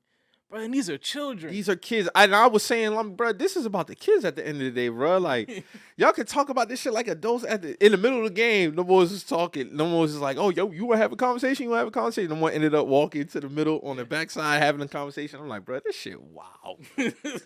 I thought this some shit you only see in movies. No, this shit is for real. Like, damn. It really be some arguing type shit going on out there, dog. That's crazy. That's crazy. Your nephew was talking trash. I had to get on him, bro. I'm like, because he was getting so frustrated. I'm like, bro, like, you got to chill, dog. Like, everything is not going to go your way. Like, you just got to keep your head up and move on to the next play. He ended up scoring 2 touchdowns, had the game-winning touchdown. But, bro, that frustration, he was saying, and my sister was getting mad. I was like, bro, he get that shit from you. Yeah. That's what he's like. He don't get it from me. I was like, bro, when you was a child, that's how you used to act. When you was frustrated, you didn't care about nothing else. That's where he get that shit from. But all in all, though, it still was a good time. But yeah, bro, I'm going to take that shit serious, bro. Like, y'all can't let it take away from the kids because it is about the kids at the end of the day. Yeah. So the playoffs about to start soon. They're going to be playing at Somerville Field. Okay. Shit like that. But yeah, bro, like, man. Them stories. Because remember, old boy's brother just got locked up for killing the parent. Oh, yeah. Akeem Talib's brother? Yeah. Same shit. I think it was football. I don't know if it was flag football, but it was youth football for sure. It was youth football, yeah. He shot a coach. Yeah, I remember that. On the field. That's insane, bro. It's just at the end of the day, like you said, it's about the kids. It's about the kids, It's a game, bro. It's a fucking game. Now I understand it. You're going to have your jawing back and forth, da-da-da-da. I had to kind of get on the opposite team. Coach was talking crazy to, I'm like, bro, these 8-year-olds, bro, like, relax, bro. Like, my nephew, he 8 years old. You going to trash talk an 8-year-old kid? Yo. And I'm like, bro, just coach the game, bro. And I had to kind of, like, watch myself because I don't want to get – I got to be the peacemaker because everybody else kind of, like, riled up. I'm like, bro, us arguing ain't going to make the shit no better. You know what I'm saying? But, yeah, man, they sometimes – hopefully when I become a parent, bro, I won't have to deal with no shit like that. I already know when I become a parent, I'm just going to be the parent that's – sitting quiet because say that shit now. I know I am because you know why? I'm gonna let my son do the talking. I'm gonna let my son cook your ass because I already like it's already etched in stone. Like my little man or my daughter, they're gonna play. They're probably more than likely gonna play basketball at some point in time. So I'm gonna get them boy to the point where they nice enough where if somebody talking shit, I'm gonna just be like I'm gonna just give them that look, and they're gonna go out there and they're gonna score 30. And then I'm gonna let him. Then I'm gonna let my child pop shit, and then that's gonna be that. You're gonna get to the point where you fighting though. That's the thing. We talking about parents like legit fighting. And if my son cooking your ass, nigga, I don't give a fuck. If my son cooking your ass, I know I'm gonna tell him to be respectful and shit. But if you jarring first, I'm gonna let my son go at your ass. I'm gonna let my son like if I'm in height like. Would you fight another parent at your child's game? Nah, I'm not gonna do that. Drew, would you fight another parent at your child's game? I mean, or a ref? All depends on the situation. I am TTG 100%. So I mean, as long as you don't put my hands on as long as you say nothing super foul, because I understand it's competition, and I'm gonna be real with you. I come from that era, bruh. I grew up playing in Stern Hall. I grew up playing in Danny Jones. I grew up playing hostile environments where I'm 10 years old at the free throw line, and niggas looking at me like, you better miss this fucking free throw, little nigga, or you know, we you know what I'm saying? Like it's the whole, you know, whatever side you on. Yeah. I grew up playing in those environments, and them environments made me like mentally, honestly, still to this day, like mentally tough. You know, so sometimes you gotta let your kid. If he's nice, if my kid is good, as long as nobody puts his hands on him, as long as nobody touches him, play ball. Yeah, that's really be my thing. Just play ball, cause y'all don't really want to get down for real. No, I mean, Cause then you gonna look back and it's like, oh no, this shit wasn't worth it. Like even the ref was John, bro. I'm like, bro, come on, man. This shit is about the kids, man. Like, shit was wild, bro. Shit was wild. But they said, one of them football teams got banned, bro, for fighting. That's but ridiculous. the coach, they said the coach teach his kids that, like to be talking trash to the parents, shit like that. Shit was crazy. I didn't see it, but when they told me, I said, bro, no way, get the fuck out of here, bro. Like, no way. Parents flag football. I'm like, come on, no. Let some niggas have some money on the line or some crazy shit like that. I don't know why the people are fucking fighting at a children's game, dog. Let them kids play. I mean, I just think it's competitive, and I get it. You know, parents are shouting and all that shit, bro. But to go to blows, I mean, it's a shitty situation to show kids how to not behave. You know, that's my thing, bro. Like, nah, it's a time and place for shit. You can't do that in the real world like that. You can't do that. There's consequences that come behind that. Yeah. I mean, and there's these children that don't deserve that shit. You know what I'm saying? Because y'all feel some kind of way. Like, you remember that shit that down there in Florida where the little boy had shot one of the, I think he like tried to shoot at one of the kids. He ended up killing somebody, didn't he? I don't know. Or somebody just got shot? I think somebody got shot, yeah. Young kid, too. He was not old. Nah, but it was like 12 and 13. 12, 13, yeah. It was playing, I guess it was. You are definitely right. And he went inside his car, and his mama was there, bro, and he shot that shit at one of them niggas. She got to be held accountable for that. Yeah. 100%. But I guarantee you shouldn't have to worry about that at a youth, anything, basketball, football, lacrosse, soccer, whatever the case may be. You shouldn't have to worry about that shit. And I understand, like Drew said, it's going to be some trash talking back and forth. I'll be like, hey, keep it there, though. Yeah. Like, because we don't want to take that shit there, and I really don't want to have to take that shit there. But, yeah, bro, I had to have a conversation like, bro, like, listen, in the grand scheme, it's not worth it. Because at the end of the day, bro, this season's going to be over. It's going to be over soon. Yeah. And then you're going to look back like, oh, I got in a fight or I got my ass beat, one of the two, behind some petty argument behind flag football. Like, come on, dog. Getting beat up at a flag football game is funny. But that shit really be going on, though. That's the thing. Like, them stories don't be fake. That shit be real. I bet. Especially when you start getting up into, like, 13, 14, because now they really overprotective of their child. Yeah. What's going on? You know, of course, basketball, probably the same shit. AAU. Yeah, AAU definitely. I just seen a video on Twitter when the ref was like, yeah, talk that shit now. Because the dude was talking shit in the stands, but he thought the ref was sweet. Yeah. The ref was ready to throw down. He said, you better sit. He said, you better sit the fuck down and shut the fuck up. Because you ain't going to do nothing. The ref straight up told him straight like that. Man, I remember, I'll never forget this. I was at Northwoods, bruh, and I was playing it. Shout out to Northwoods. Shout out to Northwoods Gym, man. Shout out my nigga Tyler. He was my running mate, man. My nigga Tyler. We was playing another team, and the other team had like older brothers and shit on their time, and my brother and my homeboy brother, you know, they were on the other side. You know what I'm saying? Mm-hmm. So we playing against them. We beat them niggas. I had 38 that game, bro. I felt like I was on, nigga. I was in 6th grade, nigga. I was on top of the world. Top of the world, my nigga. And then them boys. And so we clearly we up by like 5 or maybe like 15 seconds left. And so we taking the ball out on the side. And the older niggas talking shit to me. They talking shit to me. Like, they talking crazy to me, bro. I'm like 12 years old, bro. These niggas talking shit to me. And all I'm doing is I'm looking up, I was like pointing up at the scoreboard. You know what I'm saying? I'm pointing up at the scoreboard. I ain't saying that. I'm just going to them niggas looking like this. Man, after the game, bro, these niggas tried to roll on me, bro. And my brother and my homeboy, his brother. 12-year-old, bro. That's some weak shit. I'll never forget that shit, bro. Them boys was arguing back and forth because niggas was mad, bro. I was cooking these niggas, though. It's nothing wrong with trash talking to the other team and shit like that. But when the parents start trash talking to kids, it's like, bro, what you doing for real?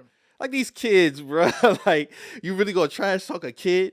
You know what I'm saying? Like, high school, maybe I can understand it a little bit. Even still, it's kind of like, they still somewhat a child. Yeah. But like we talking 12 and under, you're bugging, bro. Yeah. Yeah, they said there was a fight at the Burt game. Was that yesterday? I don't know. Friday night or whatever. But it was at like Math or Science or some shit like that. But it was saying like parents, kids said something crazy to somebody's mama, and then all hell broke loose and shit. So I mean, it's just. I mean, you're seeing this in high school now. You're talking in a younger age, but that's the ripple effect that shit has. You know what I mean? Like, you can niggas be trash talking at this young age and even at this grown age, and it comes to fucking blows. That's crazy. But I think this generation now is just. I mean, because as somebody who plays, I still go out there and play basketball competitively. These niggas be talking shit, but a lot of these niggas ain't that good.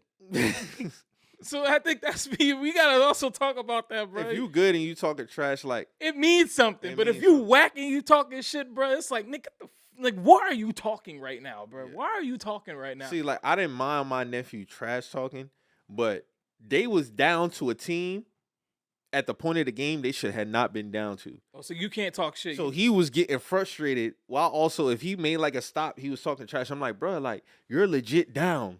You haven't done nothing. That's what I'm telling him, like, bro, you have not. So we get the halftime talking to him, like, bro, like you should be dominating. They're not faster than you. You keep dancing in the backfield, like you are better than them, and you trash talking, like knock it off, bro. Just like play. you should be up. Just play. Yeah. Move on to the next play. Second half, he got his hair right, moved on. So like I don't mind that, but at the same time too, at the point of a certain game, you should not be talking. Period. Nah.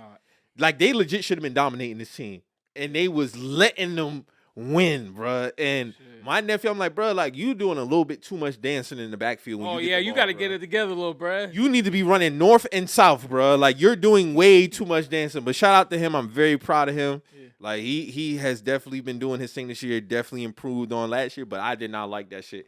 And I feel like if you know an uncle or a parent, and if you know your child or your niece or nephew is capable of better, you can't let them skate with little trash talking and they down to a team they should be beating, bruh. Like I'm sorry. Like, no, you should have been dominating, but he turned it up in the second half and shit like that. But I'm like, come on, bro. Like, And then when So he be acting like Le'Veon Bell in the backfield. he was doing a lot of fucking dancing, bro. Real shit. Like, I'm like, yes, on some Le'Veon Bell shit. Like, nigga, you a little bit too hesitant, my nigga. Like, my nephew really should have been dominating out there. And in that first half, he looked like somebody who was timid.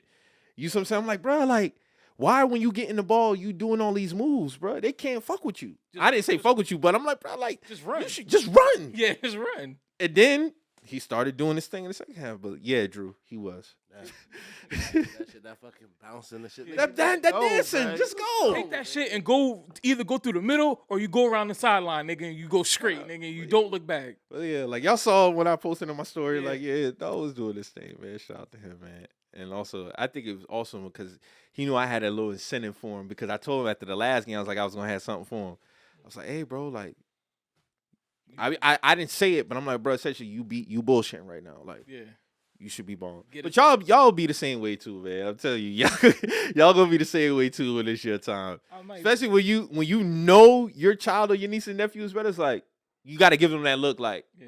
bro, come on, man. Man, because my nephew, he can hoop, but when he starts missing shots, he just get angry at him. So I'm like, dog, just keep playing. Like, bro, you're going to That's my miss. nephew, bro. I was like, bro, you're gonna get stopped. Yeah. They're gonna get you, like, but you can't get frustrated, bro. You gotta keep playing. I don't remember me being a kid playing sports getting as frustrated like that. I just Yeah, that's my thing. Like they be getting like the game is over, bro. Like is the game over? no, like, but that's why I be trying, because we was playing, we was at my pop's house. All of us was playing horse in the backyard, you know what I'm saying? Me, my other brother, my pops, and my nephew. And so, you know, we all play basketball and shit. So, you know, we shooting, we hitting, he's missing shots, and he just starts crying and pouting. And my brother's like, dog, it's basketball. Have fun. You're not nigga. Yes. We're just like, dog, between us three, we've all played basketball more than you have ever, longer than you have lived. Just play, just shoot, just relax. Kids nowadays, I don't know, I feel like they got a lot of pressure on them. Dog. Just have fun. That's essentially what it be And just too, want to bro. and just have grow and just grow and have fun with whatever game you're playing, whether it's football, basketball, whatever. Just grow and have fun with it, bro. But and continuously want to get better. If you have a drive and a love for it, you're gonna get better. But you can't be coming out here thinking you're gonna make every shot, catch every pass. It's not gonna It's happen. not gonna happen. Hey, what dog tell him on He Got Game? He said, "So you perfect. You don't miss no shots ever." Yeah. That like that type of shit. But yeah, it's kind of like the same thing, bro. I mean, I get it. You want to always be better, but dog, Jordan even miss shots. And My them nigga. kids You gotta be, keep like, going, so bro. fresh. Dog. They get so frustrated quick, frustrated, bro. yeah, Shit bro. is crazy. But all in all, it was a good time. Y'all niggas been watching Raising Kanan? I don't be watching. I don't go lie. I'm not really a fan Drew, of you been watching that shit? Mm-mm. Y'all niggas gotta watch this shit, bro. This season has even got even better, bro. I mean, I watched season 1. I ain't. We're on season 3 now, right? Season 3, yep. Yeah, I think because like I'll catch it in passing because my brother be watching it. And the new character arcs, yeah. Got a Unique's brother Ronnie. Nigga crazy, bro. So is this better? Is this the best thing after the original Power? in I the would Power say so universe? because I fell off of Tariq after one season, so I can't really be a fair judgment of it. Okay. But I would say it's the best spinoff. I kind of fell off Force, but I heard Force was good this year. Okay. I don't watch Tariq shit. I know Drew and Mo really watch Tariq shit. I haven't watched since we unsubscribed our stars or what? Yeah, stars. I haven't been back. You haven't been back. What season was that? Bro, I don't even remember. It's been a minute ago. But you did see season 6 of Power though, the last season. Yeah, I saw Power. When Ghost died. I saw the finish of Power. Yeah. But as far as like Tariq show and all that, bro, I think after season 2 of that, and then Tommy, the first season of that, I think that's when I was like, yeah, I'm cool. on this. You cool on that? Yeah. Okay. I mean, when I get to it, I'll get to it. Yeah, but y'all got to get up on Raising Kanan for sure though. Bro, Apple TV just got the best shows, bro. That's what I was about to ask Nick. So what niggas be watching? Apple TV, man. That shit is. I've heard about their shows. What shows you be watching on there? I've seen what's it called? Ted Lasso. Yeah, I heard about I've that. seen a couple Shit is episodes. funny Yeah, as Ted fuck, Lasso's funny. man. That shit is funny as hell. Oh, so it's a comedy show. Yeah. Yeah. Okay. What else have I seen? For All Mankind, that's kind of dealing with like space and Mars. Let's see. Let me put it up right quick. But yeah, I've seen basically every series on here so far has been really good. Let's see. Criminal Record. That's a newer show. That's pretty good. Invasion's good. Foundation's good. Blackbird is good. C is one of my favorites so far. Like it's basically nobody can see but these two kids, Mm-hmm. and they gotta pretend like they can't see. But everybody's born essentially like this, and so they're like crawling around, like they're fighting and all kind of shit, and they're all blind. Like this shit is pretty. It's lit though. Okay. The last thing he told me that was a good series. Yeah, so they got some shit on there, man. I ain't gonna hold you. Like, Yeah, I never subscribed to Apple TV, once you get, it's just something different. Like, but it's an ass of subscriptions going on, Drew. So it's kind of like yeah, that's why I I just don't had want to keep giving y'all fucking money, man. I mean, that's why I hung up on Stars. I mean, I might. I hang up on Stars after Raising Kanan, Yeah. and then I get it back. So you ain't even about to watch BMF? Bruh, BMF fell off so bad last season, Super bruh. Drew, you bad. seen BMF?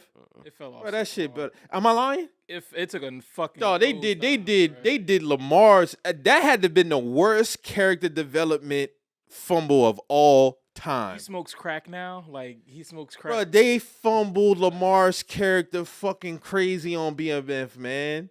That could have been one of the best villains ever, and they fumbled the fuck out of that shit. They fumbled the fuck out of his character. He was just doing way too much.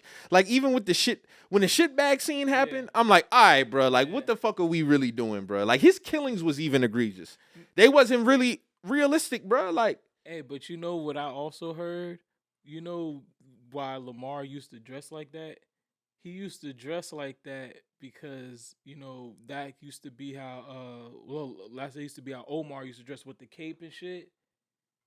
but see, From that The still Wire. didn't even align. That's though. that's how 50 Cent being petty because he didn't like Because of Michael K. Williams. I did hear about that. Yes. He was being You are petty. right. You are right. Being fucking petty, but regardless of that, like his character arc was horrible. How does somebody who's just like, who's like you said, really could be one of the best villains, and all of a sudden he gets a shit bag, he's smoking crack, he kills his baby mom. This nigga like, killed the dude, took a shit bag and poured it out on him. That's a Like, what we doing, bro? That's not even. Who does that? Who's gonna do that? In real life? After I kill somebody, I'm gonna open up my shit. Like Lamar, they fumbled it, and I just don't know. I might give it a chance, even though I still got it, but I don't know. So then BMS supposed to come, and then Tariq shit's supposed to come after that. So I'm a dub on both of them shits, Yeah. especially BMF, because I was a believer in BMF. that shit was real good at first. and then that shit just They just went completely left niggas field. had with Young shit. Miami on that shit. I was like, yeah, this shit sucks. Horrible acting. This shit sucks. horrible acting, bro. All around the board, horrible acting, bro. Like, I don't even know if Big Meechy, I don't know if even Lil Meech a good actor anymore. I don't even know. Man, this nigga out here, he's just getting caught up in all type of shit. It's like, where your roles at? He's just getting caught up in all type of shit, man. It's no limit for that nigga, but I don't know. So that's about it. Movie. I finally watched Oppenheimer. Niggas gassed that shit. Man, That movie is that shit. It wasn't when niggas was making it to be, bro. Man, you know what movie I saw that was good? It's this movie called American Fiction. I've never seen that. It's this movie. It's about this guy who's a writer. Issa Rae's in it. Jeffrey Wright's in it. I don't know if you don't know who Jeffrey Wright is. No, I don't. He played Peoples on Shaft. Okay. And he's a really good actor. I'm trying to think who else is in it. It's a couple other people.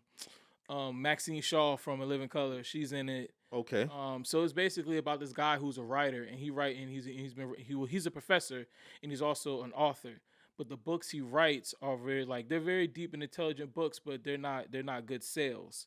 So then he basically makes up a black character, basically doing all the black tropes. Is basically like he makes a book about a black man who was in jail, and basically basically being like somebody he's not. He's talking in street vernacular and all this, and it's all this other shit. And so he ends up writing this book, and it's basically just like a book of he thinks it's bullshit because this is basically all the things that white people want in black books. Those kind of like those salacious books that they have like I know exactly what you're talking about. Yeah, those Yes. kind of books. So he writes one of those, and the shit becomes a bestseller.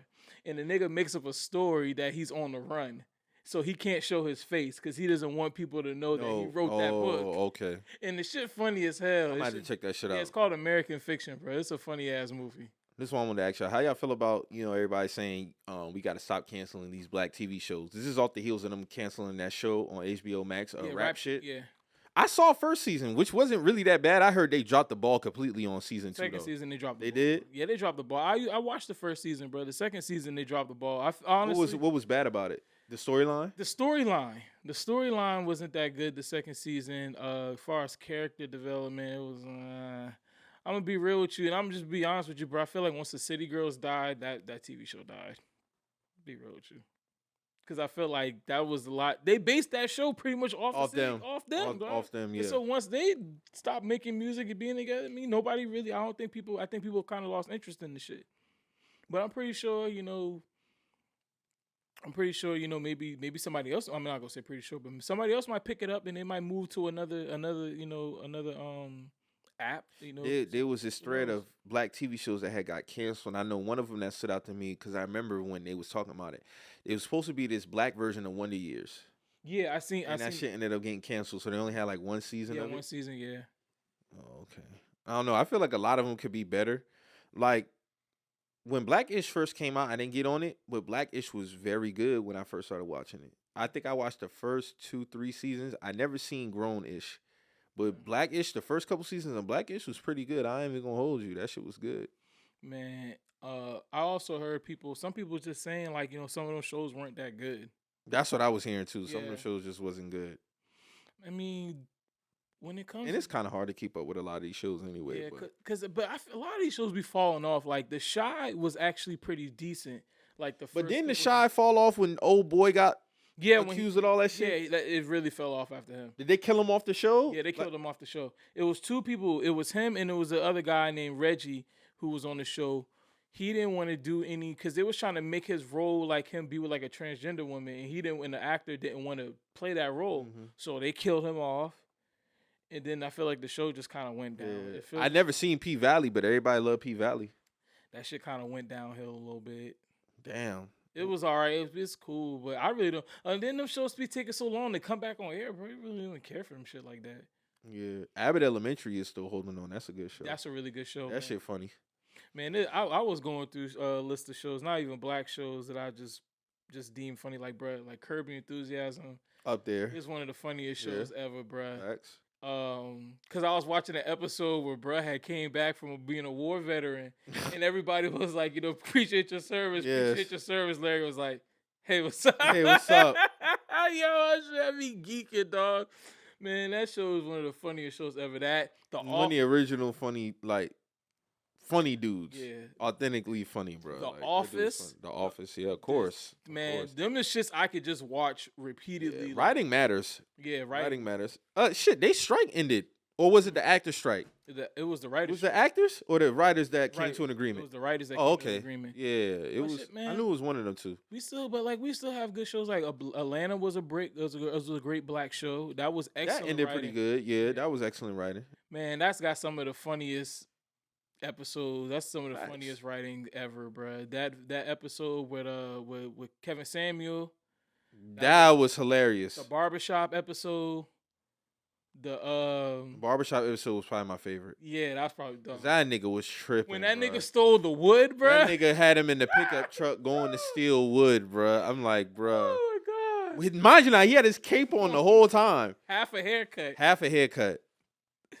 That one was funny as shit. Also, the one where them boy had went to the school, the college, and they were staying with the girls, and then Oh yeah, they ended up they kick out earning dog in the fight and the dog in them sticking Earn. well, he fucked him up. He fucked him up something serious, bro. Hey dog, this shit was funny, man. Snowfall. He fucked him up. Yeah, of course, Snowfall. I didn't really like the finale, but But I think overall, still a good show. definitely. I'm interested to see where else he gonna go at as far as his career. He did have a movie that I watched with Swarm. no, Oh. it was with dog who played Tupac in that one movie. What dog name is? He real funny dude. He was Papa Doc in 8 Mile. Oh, Anthony Mackie. Anthony Mackie, yeah. Him and Damson had a movie on Netflix. It was pretty good. The military movie. Military Yeah, type yeah, movie. yeah, Yeah, that's that was a fun. pretty good movie. But I'm interested to see what type of lane he go to next, because that's pretty much what we know him for is Snowfall. Yeah. I feel like he probably Brad really is a funny nigga. Like even on Snowfall, he was funny to me. So I really want to see him in like. He was funny in the show when him and Chloe Bailey had the sex scene. Yeah. The little short 2 episodes he Yeah. was in. He was funny in that. Mhm. I can't remember the name of that show though, but Called that shit was, Swarm. I think it was Swarm. I see. it was yes, Swarm. Yeah, Swarm. That's what that was around. So I did see the first season of that. That shit was crazy. Cause you know that shit centered around the stan shit of being a Yeah, Beyonce fan. Yeah. When she have you seen that shit? You seen the whole thing? Mm-hmm. That shit was crazy, bro. When she lit that girl on fire, bro. I was like, yo, this This bitch is is serial sick. killer. This bitch is sick, Yeah. dog. Sick. That was like certain directors and shit like that on certain movies. I'd be like, bro, this Isn't Peel a part of that? Or I'm wrong. no, that's Donald Glover. Oh yeah, Donald Glover. There's Okay, certain yeah, yeah. movies, like as I get older and I watch certain movies and I think back on certain movies, I'm like, bruh, some of these niggas like gotta be like some sick motherfuckers. Like, bruh, the nigga who did Nightmare on Elm Street had to have been a sick nigga, bruh. That's a creative mindset, bro. Some of them might be though, That shit. but you got to tap into a different level You of. do. Yeah, some of the storylines in certain movies and TV shows, like, okay, how did you get to this point? Yeah, I kind of equate it to like a music artist.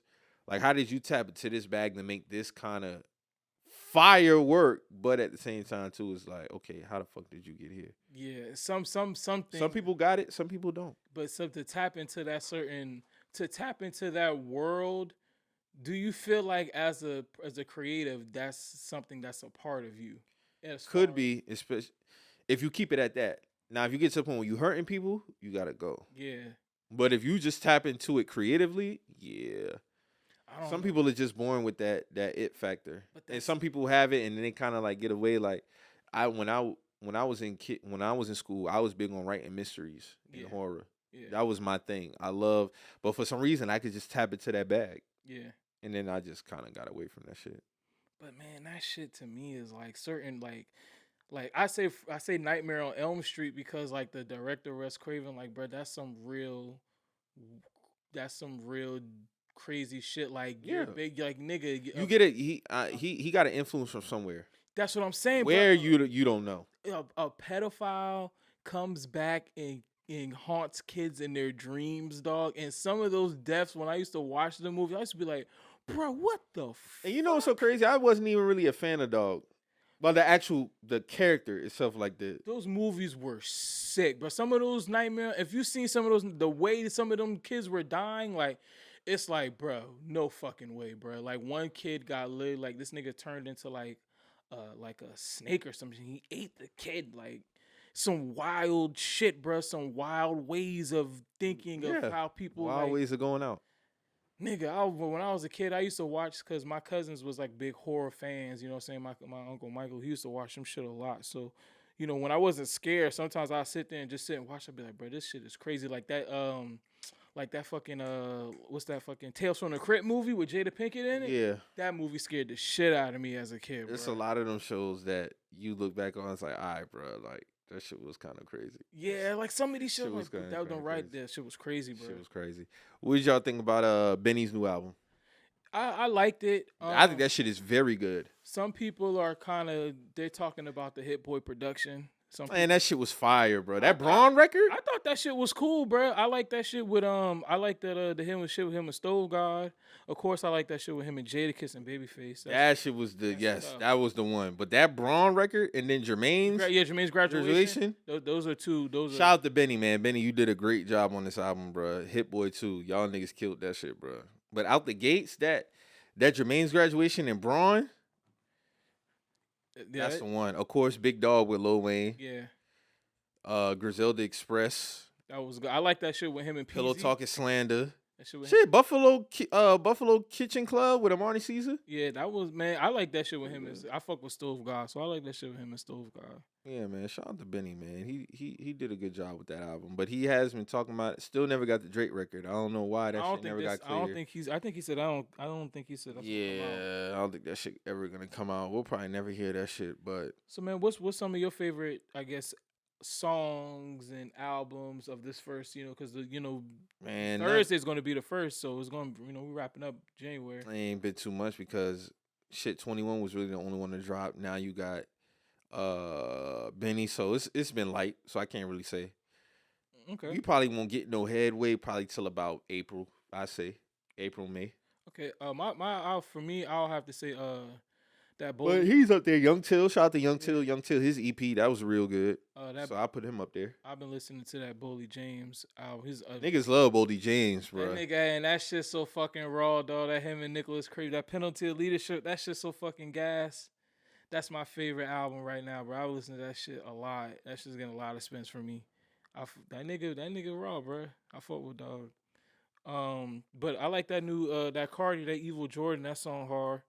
I listen to that song a lot.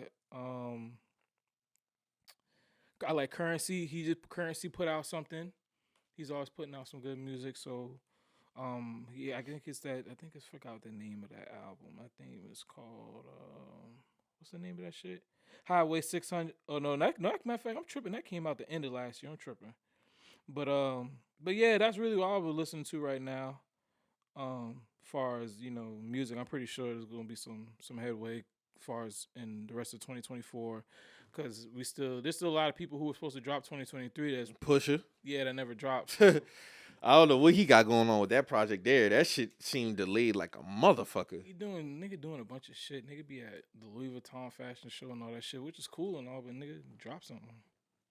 We waiting for it. Drop something, nigga. Shit, that nigga might say, fuck it, I'm gonna just transition fully into fashion. I don't know. You never know with these rappers. Yeah, you never know, but I doubt that. Well, ain't Kanye supposed to drop too? Vulture's supposed to drop? Man, listen. I'm off that. You off that, Dad? I'm not taking no more bait. Drop the fucking album, nigga. Yeah, just drop the album, man, bro. The songs I listen niggas been waiting, bro. Yeah, niggas been waiting, bro. He teasing. But that's what he do. He tease. This nigga had like a whole. Didn't he have like a little rollout where like I think Freddie Gibbs and Kodak Black and some other people were there. I think he just does this shit. You just know how he do, bro. That's the thing. We to the point now with this nigga, bro. Like we already know what type of time we on when it comes to this nigga Kanye, bro. You gonna play in niggas' faces and then boom, we'll get the album. Yeah, you right.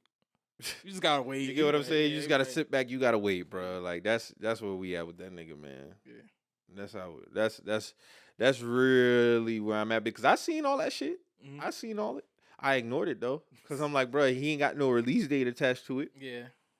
But so when does Kanye? But it sounds promising. But when does he ever have release dates at this point in time? Never. So you're right. You just His first album, I ain't really gonna say it's his fault because the label was playing with him. The second one, I don't remember him really. I remember him promoing it, but I can't remember if he stuck to his original date. The one that he really got us with, but it lived up to the hype, was, of course, My Beautiful Dark Twisted Fantasy. That shit was supposed to have been out. Yeah, that got pushed early back. 2010. Yeah, early 2010. That shit damn near came out 2011. That shit came out November. Yeah. 2010, bro. Yeah, but it lived up to the hype. Yeah. So that was the thing. Like, it fucking lived up to the hype. Once he got to Life of Pablo, then this nigga dates just start going all over. Because Cruel Summer got pushed back. Yeah. You remember that? Mm-hmm. Because we had heard, what we heard? We heard Mercy. We heard New God Flow. That shit came out July. Yeah. No, August. That shit came out. Oh, we supposed to get that shit in June. Yeah, Click. Yup. Man, New God Flow was crazy. Man, I remember that tweet I had the other day when I was talking about that shit. That nigga said, and it's off one of his worst projects. I'm like, bro, Cruel Summer is trash? Nah, Cruel Summer wasn't trash. Nah, hell no, Cruel Summer ain't trash. You must not remember that shit, that dog. Was a good album. Hell yeah, New God Flow. Yeah, we got some bangers. Mm-hmm. We got some bangers off that album, bro. Hella bangers, bro. Yeah. Hella. So I don't even know. Yeah, but as far as this shit with Ty, I'm charging that shit to the game, bro. He's not playing around with me. I'm not gonna allow that nigga to play around with me, bro. I feel you. Like, it's just not gonna happen. It's like, I'm to the point now with that nigga. It's like, bro, we either gonna drop the album or we not. You just gotta wait. At this point, just wait and see. These listening parties, all this other shit, man, knock it off, bro. Stop it. Stop it. That's where I'm at. So let's get into some sports shit, man. We had the championship games of the day. We got Ravens and Chiefs. We got Lions and 49ers last week. Everybody felt like one of the biggest games last week was Chiefs and Bills. Mm-hmm. Packers almost squeaked out against the 49ers. So, I mean, what niggas think, man? What's niggas' predictions? Man, we cannot have Brock Purdy in the Super Bowl, bro. That's all I'm screaming, bro. Please, Detroit, do the right thing and win this shit, bro. Niggas talking about they want to see a whole bunch of nigga shit at the Super Bowl, so they want Detroit and Baltimore in the Super Bowl. I don't even much care for. I just want to see a good game, and I know if Brock Purdy is in the Super Bowl, this shit is not about to be a good game. I don't know, man. Y'all gotta give this man this credit, bro. This man really has been balling, bro. That nigga boring. That shit boring as fuck, bro. That nigga's balling though. Man, that nigga, he's. I mean, to an extent, like, but I don't want to see that, bro. Of course, Detroit and Baltimore would be great, but Kansas City and Detroit would be a good game as well. So I just want to see. I got Baltimore and 49ers winning that shit, man. You got Baltimore and 49ers in the Super Bowl? Yeah. Man. I got Baltimore 28-14 versus the Chiefs. 49ers, I got 35-20 versus Detroit. Where was you on your last prediction? I had Bills beating the Chiefs. All right. And I had the Ravens beating the Texans, which happened. I had the Lions beating the Bucks and 49ers beating the Packers. But Jordan Love almost pulled that bitch out. He almost. But, yeah, of course, my prediction didn't really fall through. I had the Bills winning out, actually, ever since week 12. Okay. Josh Allen. Of course, the conversation was around Josh Allen and people feeling like, he dropped the ball and all that shit. And, yeah, I can't get with that. I'm sorry. Even as a Josh Allen fan, I'm going to still keep it a buck. I still felt like he still put them in his position to at least extend the game. And it was right there for them. The kicker, man. It was right there. And on top of that, Stephon Diggs, he had a big drop. A lot of people are going to say, well, Josh still could have got a touchdown. Very true indeed. But yeah, that one across the middle. we seen plenty of games get extended by a field goal, going to overtime. Super Bowls won with a field goal. Playoff games won with a field goal. And I just want to know when it got to a point where that shit just didn't fucking matter no more. Like, A win is a win. and I feel like now, depending on who you talking about, the kicking don't matter and it do matter. Like, I seen Lamar Jackson put the Ravens in position to win games. Even Justin Tucker, he's one of the greatest kickers of all time. He missed a kick. Yeah. It happens. And I seen Lamar Jackson put the Ravens in field goal position and Justin Tucker just do amazing shit, and we regard him as one of the best kickers ever. But for some reason, with Josh Allen, it's just like, oh no, he should have just got the touchdown. So it's just like, I don't know. I still deem him to be one of the greatest quarterbacks in the game. He is. And it's just unfortunate, bro. Like, Stephon Diggs, he fell off the last month of the season, it seemed like. Like, on top of seeing other niggas complain about him on their tickets, of course, and shit. But, you know, Stephon Diggs was selling a lot of niggas. And he had a terrible game, bro.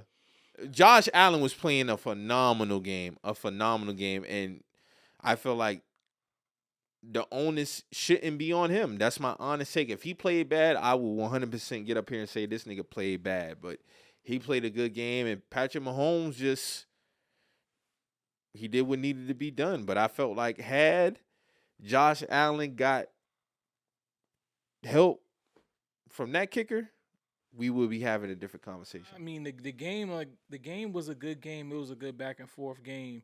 Yeah, Definitely was. That one where Josh threw across the middle, Brett could have caught that. He didn't catch that. But like you said, why are people so like, oh, how did he win it? Like, oh, did he score a touchdown? You get at the end of the day, bro, just win the game. So if he had, I understand if that the one. kicker, Yeah, the definitely. kicker kicked it, made it, went into OT.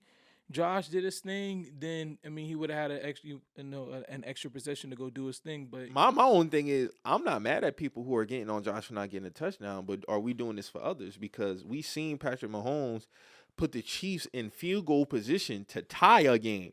Key word, because context matters. To tie a game, going to overtime, he win that shit. yeah, because The motherfucker drove down the field against the same Bills team 2 years ago with 13 seconds left. Harrison Butker kicked what was that, Drew? 56 yards? 55? Something like that. 55 yards to tie the fucking game. Like, I just don't like how kicking don't matter. Kicking 100% matters, bro. And if it's not going to matter, take the shit out the game. I mean, of course. I mean, my thing You with get paid, too, to make pressure kicks. basically what I was about to say, bro. The nigga's there for a reason. You feel me? It's there for a reason. So, Like, Drew, I know you probably seen plenty of games with the Colts where the kick is sold out or, you know, the quarterback's job, and we hear this all the time, is to drive down, get a touchdown, or protect the field goal. We hear it all the time. We hear the commentator say it. Hey, all right, now that this is third down, got to remember, you're in field goal position, so you don't want to turn over. You don't want a big sack. We hear this. yeah. So when the kicker misses, like, oh, Josh, like, goddamn, just fuck the kicker, huh? Just forget. We seen Tom Brady first 2 Super Bowls won by a field goal kick. The infamous playoff game, Adam Vinatieri kicked the field goal in the snow to tie it, and then in overtime to win it. So now that shit don't matter? That's just my whole thing. Since when does the kicking don't matter? Oh, it don't matter when it apply to a certain quarterback. Nah, bro. Come on, bro. That's all I'm saying. Yeah, What you was about to say, Drew? My bad. Yeah, that I was about to say Vinatieri, the same shit you just said. I mean, it was crazy just to see the decline of him, though. Like, he was really good, had a hell of a career. I mean, between New England and us, He sold y'all in a couple games. 100%, 100%. But he's one of the best to ever do it. Yeah. What did you think about the Chiefs and Bills game? I'm gonna hold you, bruh. I was rooting for Patrick Mahomes.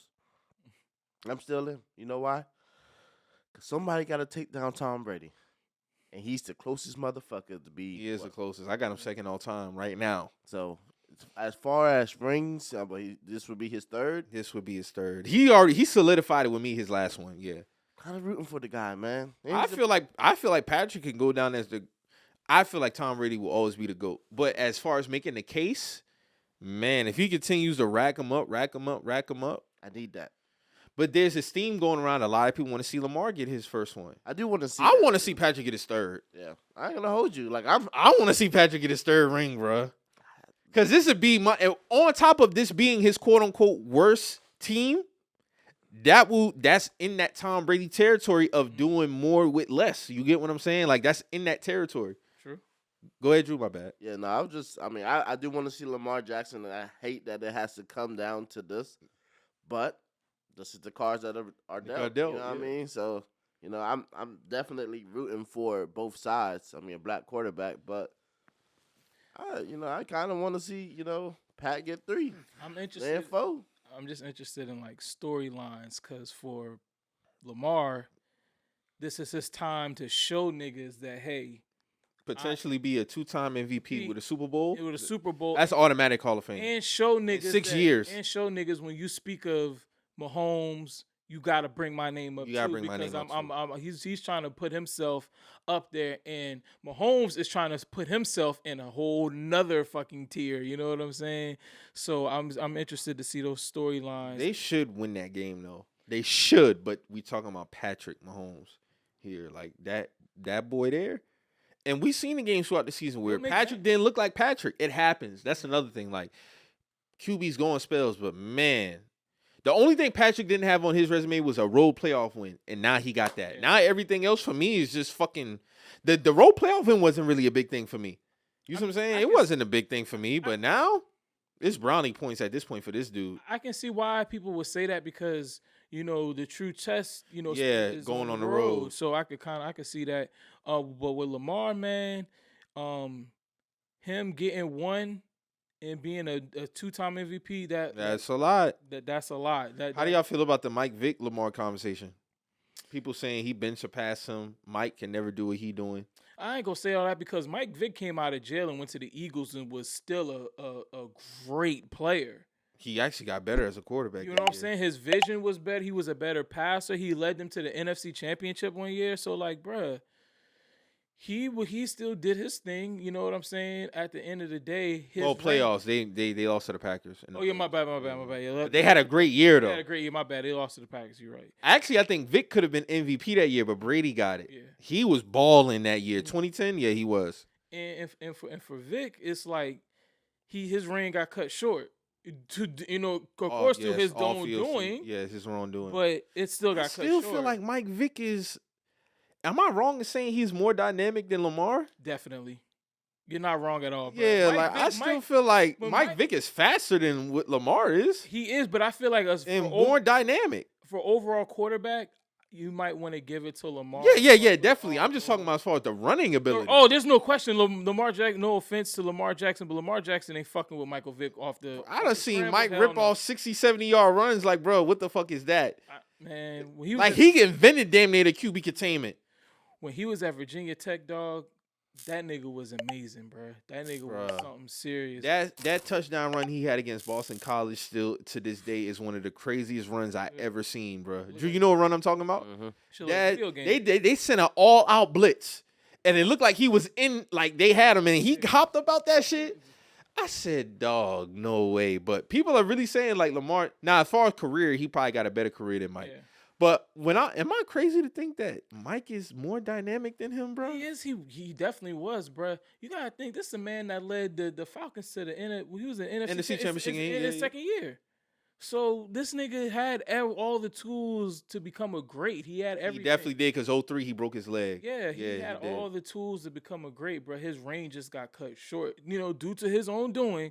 But still, it got cut short, and we didn't get to see the full potential. He had the city behind him. He had the art. He had the owner loved him. Like he had everything going for him, bro. And then when all that shit happened, everything just got taken away. Yeah, it did. So I don't think he's more. I think overall, Lamar Jackson has a better career. He's a better player than him overall because I feel like Lamar has a better arm than him. Yeah. Even though he had a funky release coming in, he's definitely fixed that. But as far as scrambling in the pocket, we never saw nothing like that, bro. That's how I feel. Drew, what do you think about the Mike Vick Lamar combo? It's only one Mike Vick, man. Like that's all. I mean, I've seen this nigga do some impossible shit on turf, on grass, artificial turf, right, dog? Like on so many different playing fields, so many different weather conditions. I've seen this man go to jail, come back out of jail, still be dominant. I mean, to continue to has to deal with all the fucking PETA fans and Scrutiny. yeah, man, like still be able to hold his head high, man. You That know, says a lot. it does. It definitely does. And I think On field, I would say Lamar's a better quarterback, but just the dynamic, I think Mike. Like the Mike Vick experience was a real thing. That's what I'm saying. If Like the Mike Vick experience, like there ain't no Lamar Jackson experience. You know what I'm saying? And Lamar is great, elite, but dynamic wise, I gotta get that shit to Mike. if they asked me if you had money and you only had to buy, you could only buy one ticket, and it was between Lamar Jackson game, Ravens game, and a Michael Vick Falcons game. Mike Vick. I'm picking the Falcons game. Going to see Vick. Yeah, I'm going to see Vick. It's box office for sure. You I mean, can't miss that. I like Lamar Jackson for who he is. I think he has always shown that he's just himself, you know. Yeah. But also I think some games when you're watching him, you can see where like if it was a rough week of commentators talking about how he needs to stay in the pocket and this and this and that. And he get the fumbling. He does shit like that. You know what I'm saying? So it's like he goes out, like he hears what you're saying. He's going to show you like, oh, you can't beat him. He can't beat you with his throwing arm. And then he goes out and beats the nigga. Sometimes he overcompensates. 100%. You can see he says it. He's like, man, he'll tweet it like, man, I'm damn fumbles, or I just gotta be myself. Bro, you can always be yourself. Yeah. And like so today, you can throw the ball. Like today, I don't see him staying in the pocket. Like I see him hustling and bustling to get this shit through. But also, I mean, Zay Flowers, yeah, he's there. But Odell Beckham, bro, like my nigga, we need something spectacular from this nigga, bro. For real, like for real. Go back in that time machine, man. Shit. Odell's just been lackluster on this fucking squad. He has. Bro. Like it's just really a disappointment at this point. He has a few flash plays here and there, 30-yard TD here, but like that Giants Beckham is that's it. Like you get one play. That's what I'm saying. Like to even take Lamar Jackson even on a parlay is very risky. But it's also like it's that was gonna be my next question. You don't know. Y'all some betting ass niggas. You just don't know. I tweeted I quit, but I'm back at it. Oh yeah, I knew you was gonna back be back. At it. Yeah, man. I mean, I took a low risk, high reward ticket also with that free Patrick Mahomes. Yeah. I mean, Christian McCaffrey. They got a Christian McCaffrey on Get my dog for anytime TD, whatever the shit y'all call it. They got it for 1 rushing yard. It's discounted, so all he has to do is get 1 yard and you cover basically. But I don't know, man. I'm excited to see this shit, bro. I'm excited. I love football in general, bro. Like I just love the game. So I'm excited for the game. But I'm definitely, I would love to see Debo and. Well, I know one thing. They shot that fucking arm up this week. I tell you that. Yeah. Because for him not to come back in that game, for him not to practice 1 day period, and now he's ready to go. Like I said, he ain't protected shit. Yeah. All right. When it comes to betting, I will say this, man. The one man who's always covering me, man, is Pacheco, man. That boy runs hard, man. Woo, that boy always come through in the clutch for me, man. Shout out to you, bro. You always you a real nigga, dog. You always coming through for your boy. Mm-hmm. Zay Flowers, he fucked me one time. I was like, damn, nigga, you couldn't get more fucking yards than that. But he still do his thing, though. He's come through for me before, but the last time he. So who you got in the championship games today, Drew? I got Patrick Mahomes, and I got 49ers. Yeah, I got Ravens and 49ers. Marcus, you got who? Man, I want Lamar to get this shit, but I'm gonna have to go Kansas City, Detroit. Yeah, I mean, I really want Lamar to win, but man, bro, I don't think it's gonna happen, bro. Hey, Mahomes' magic is fucking real. I just feel like I feel like Mahomes. You gotta leave him with like 30 seconds. Bro. Yeah, you gotta leave him with 30 seconds. No, 5. It's 13. We saw him drive down the field in 13. Yeah, you're right. He might be on some LeBron shit, and niggas like he might be on some LeBron shit where it's like, bro, if you're in this conference, you can't get past him. Yeah, I'm just. I'm ready for the point. He been to 6 straight AFC Championship games. He might be on some LeBron shit. You in order to like yo, you gotta go through me. Roll to home. And me and my homeboy, we have this conversation all the time. Me and my nigga Low. Because he always brings up, Kawhi Leonard and, as far as, him being great and all this shit. He doesn't feel like he's all that. And I was telling him about the Toronto run. And he was like, dog, the only reason why that nigga got that ring is because LeBron left Cleveland. If LeBron stayed in Cleveland, he would not have gotten And that's that the ring. thing I hate about these conversations because it's always if because LeBron get to moving around so fucking much. Yeah. So we can never really determine what would have happened in 2019. What would have happened if what was that year they went, like, even with the bubble, if Kawhi and them didn't blow a 3-1 lead. We never got this certain. We always have these big what ifs with certain series that we'll never just know. So yeah, man, I could definitely see that parallel between Patrick and Braun in that context. Basketball. Milwaukee Bucks fired their head coach, man, Adrian Griffin, after 30-13 start, man. Sheesh. I'm gonna go ahead and say that this is some bullshit. I don't know what the fuck them niggas was thinking. I do think it was some dirty shit on Doc Rivers' part to be a consultant of Adrian Griffin, and then you come in, you get the job in less than 48 hours. That felt like that was a play for real. Lined him up. I'm not really in the business of seeing no cryptic shit because, niggas get on this tweeting thing when they be like, oh, it's deeper than. The fact of the matter is they didn't like this man and they wanted him out. That's what it looks like. That's what I'm going to roll with. I trust myself and my senses, because common sense would tell you this was some. They just didn't like the way the nigga talk. You 30-13 and you fired a man and then you bring in Doc Rivers, somebody I feel like they can somewhat walk over. That's how I look at that shit, bro. Because they might respect him because he's Doc Rivers and, of course, there is the coach, but they're not going to respect his basketball mind. When it comes down to making adjustments, they're going to do that shit on their own. Mm-hmm. My Milwaukee Bucks probably on some shit like, bro, we can do this shit.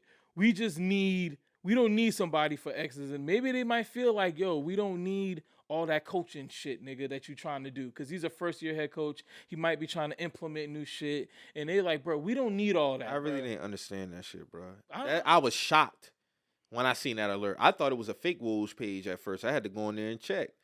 But shit, I'm in the beginning of the year, they re-showed this clip from the beginning of the year where You talking about what Stephen A. Smith was talking about Adrian Griffin and how they didn't like him? No, it was actually a game. It was actually where Adrian Griffin was trying to sub out Giannis, and Giannis was like, "Nah, nigga, I'm not coming out."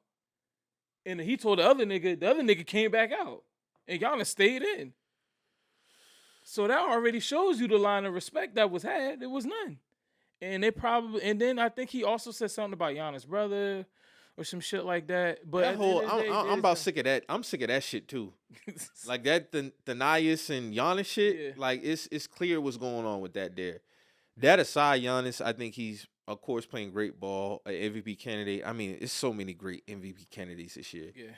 But at the same time too, like this nigga, the last back-to-back coaches, I'm not gonna say Bud because I felt like they should not have lost that series to the Heat. No. But for you to get him out of there, bring in Adrian Griffin, and you don't even keep him for a year, and you bring in Doc, that says something. Like, he kind of on some Braun type shit, bro. I mean, but you got to think he's in a small market.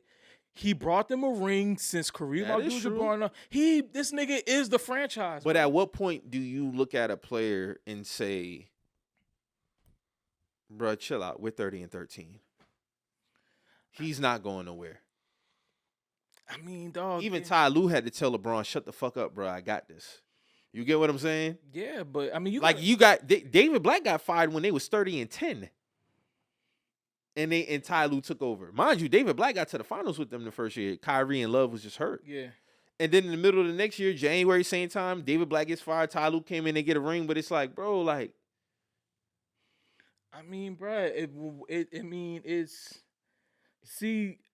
I just contributed to him being in a small market. So he kind of dictate. I brought y'all first ring in 50 years. Yeah, I can dictate this shit. This and like, bro, people say all type of funny shit like, oh man, and that's fair. Like, fair. Like Giannis' uncle might be working in the front office and shit because this nigga, he owns Milwaukee basically. Pretty much. I mean, he is the greatest Milwaukee Buck ever at this point. And he's still young. He's only like 27. 27, 28 years. So nigga could be playing. Nigga be there for a long. Nigga got a decade more in that motherfucker. You know what I'm saying? So. They're looking at that shit as him being, the main guy. He is the Bucks. You feel me? So whatever he say, he got a lot of pull in the front office. You brought them their first ring, really, in 50 some odd years. Like, there's nothing moving, nigga. If you think about it, people come to Milwaukee. Everything got to go through him, basically, is what you're saying. Yes, to see. They want to see me play.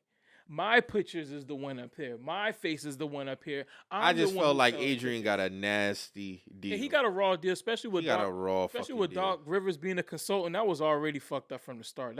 And then what's even more fucked up is if y'all concerned about the defense being 22nd and how the schemes and he's the consultant, right? So obviously he's got some say-so in what the fuck is going on in this department. Shit, him being a consultant ended up being a bad thing for him. It was like, damn, bro, like I basically prepped you for my spot. He lined him up, bro. He lined him up. Doc Rivers 100% lined up. Drew, what you think? I fuck with Doc Rivers, man. I think it's a nasty move, but Very nasty. he's also, I feel like he's deserving of a coaching job. So I don't think so, man. I do. I fuck with Doc Rivers. I mean, if you really look at the history of Doc is a good motivator, but as far as an X and O's guy, that nigga really he's blown more leads than we can count. His rotations he never makes greater. He never adjusts at anything. If you play Doc Rivers and you find out whatever whatever the weaknesses on the team or whatever the case may be, he's not going to make the change. You could just play him the same way a whole fucking series and you'll win the series. He's a good coach, but even when he made coach, I mean, I ain't gonna say he's a good coach because even when he got coach of the year in 99-2000, he was 42-40, and they gave him the coach of the year. Mm-hmm. You feel me? So it's like, I mean, he's the only black man I've seen who's failed upward. Hey, man. Fine with me. I can playoffs.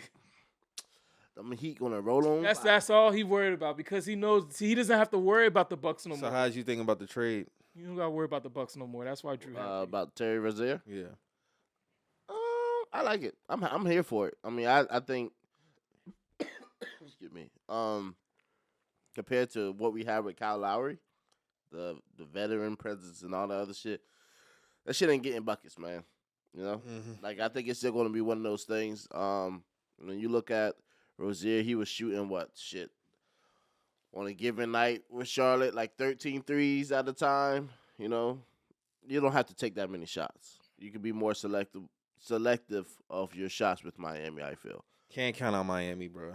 Yeah. Everybody talking about Boston. I mean, shit, I got Boston, Milwaukee in the Eastern Conference Finals, but I tell you, Rozier, the Heat are always gonna be right there, and you already know Jimmy Butler gonna give you at least 5 to 6 crazy playoff games. Now you got Terry Rozier, who's an upgrade scorer from Kyle Lowry, so yeah, it's a win.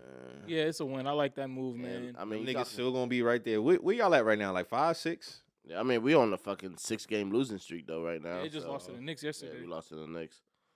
So. But I still feel like when y'all play against them in the playoffs, because I feel like y'all will match up again. I feel like bro, they can beat anybody. That's what I'm saying. I feel like I can't even count them niggas out no more, bro. It just is what it is at this point, bro. After February 14th, shit just gets real. You know, the All-Star weekend always falls with Valentine's Day, and it'll be the following week. Yeah, it'll be because Super Bowl is that Sunday. Oh, okay. It's a 12. Because mind you, now we got 17 weeks in football. Right. So the Super Bowl gets pushed a week back. Usually it's the first Sunday in February.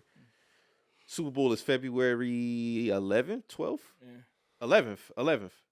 But I know that's when we're going to start cranking up. And I think it's just we made the right move. I know he's still trying to get implemented into the team.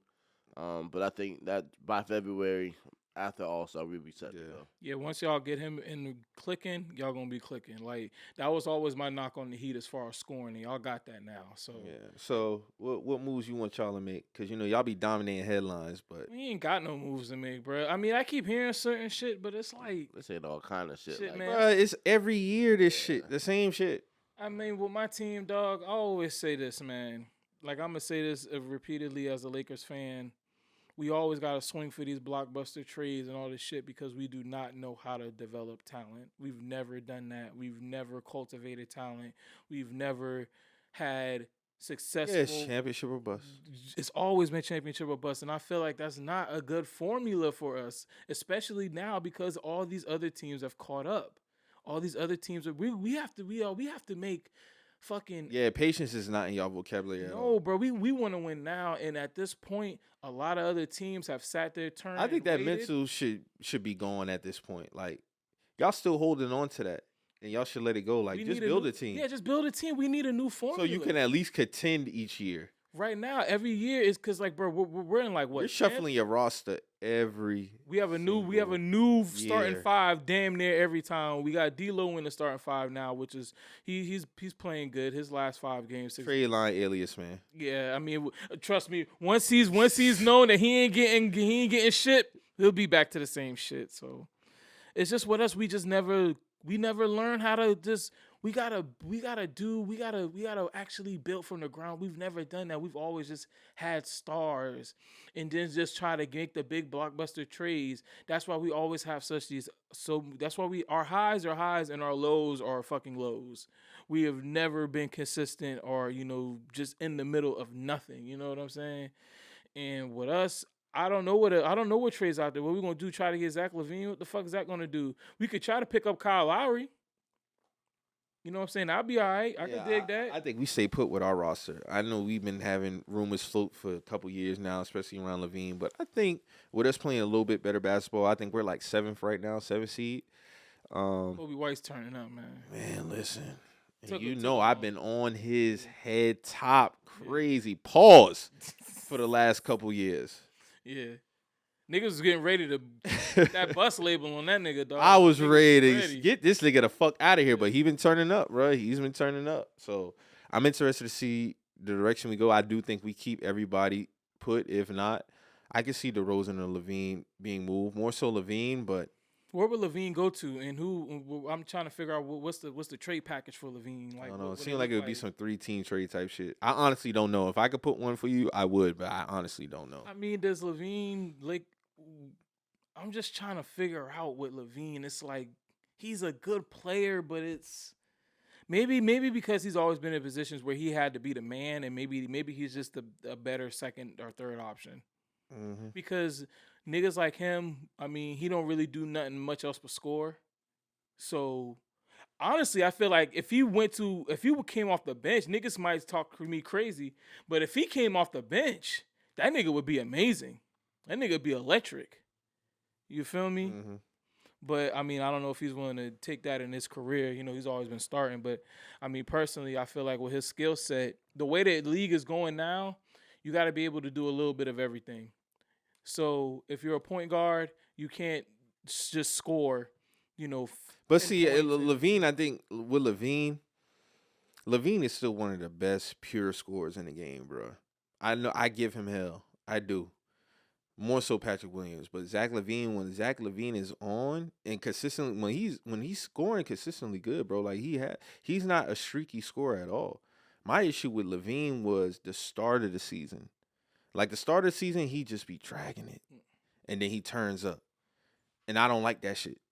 But he has been playing. And when he got back before he got this recent ankle injury, when he got back into the lineup, I was like, all right, I'm going to pay close attention to him. He was playing good ball. Yeah. Like, he didn't take away from others. Still was letting Kobe do his thing. And I think that was kind of the mental of the team is like, all right, we sit back, let Zach kind of lead the charge. But it's like, dog, everybody can flourish in the proper positions. Like, Patrick is playing even better, but I kind of want to, knock on wood with that. You see what I'm saying? I don't want to give him too much props yet.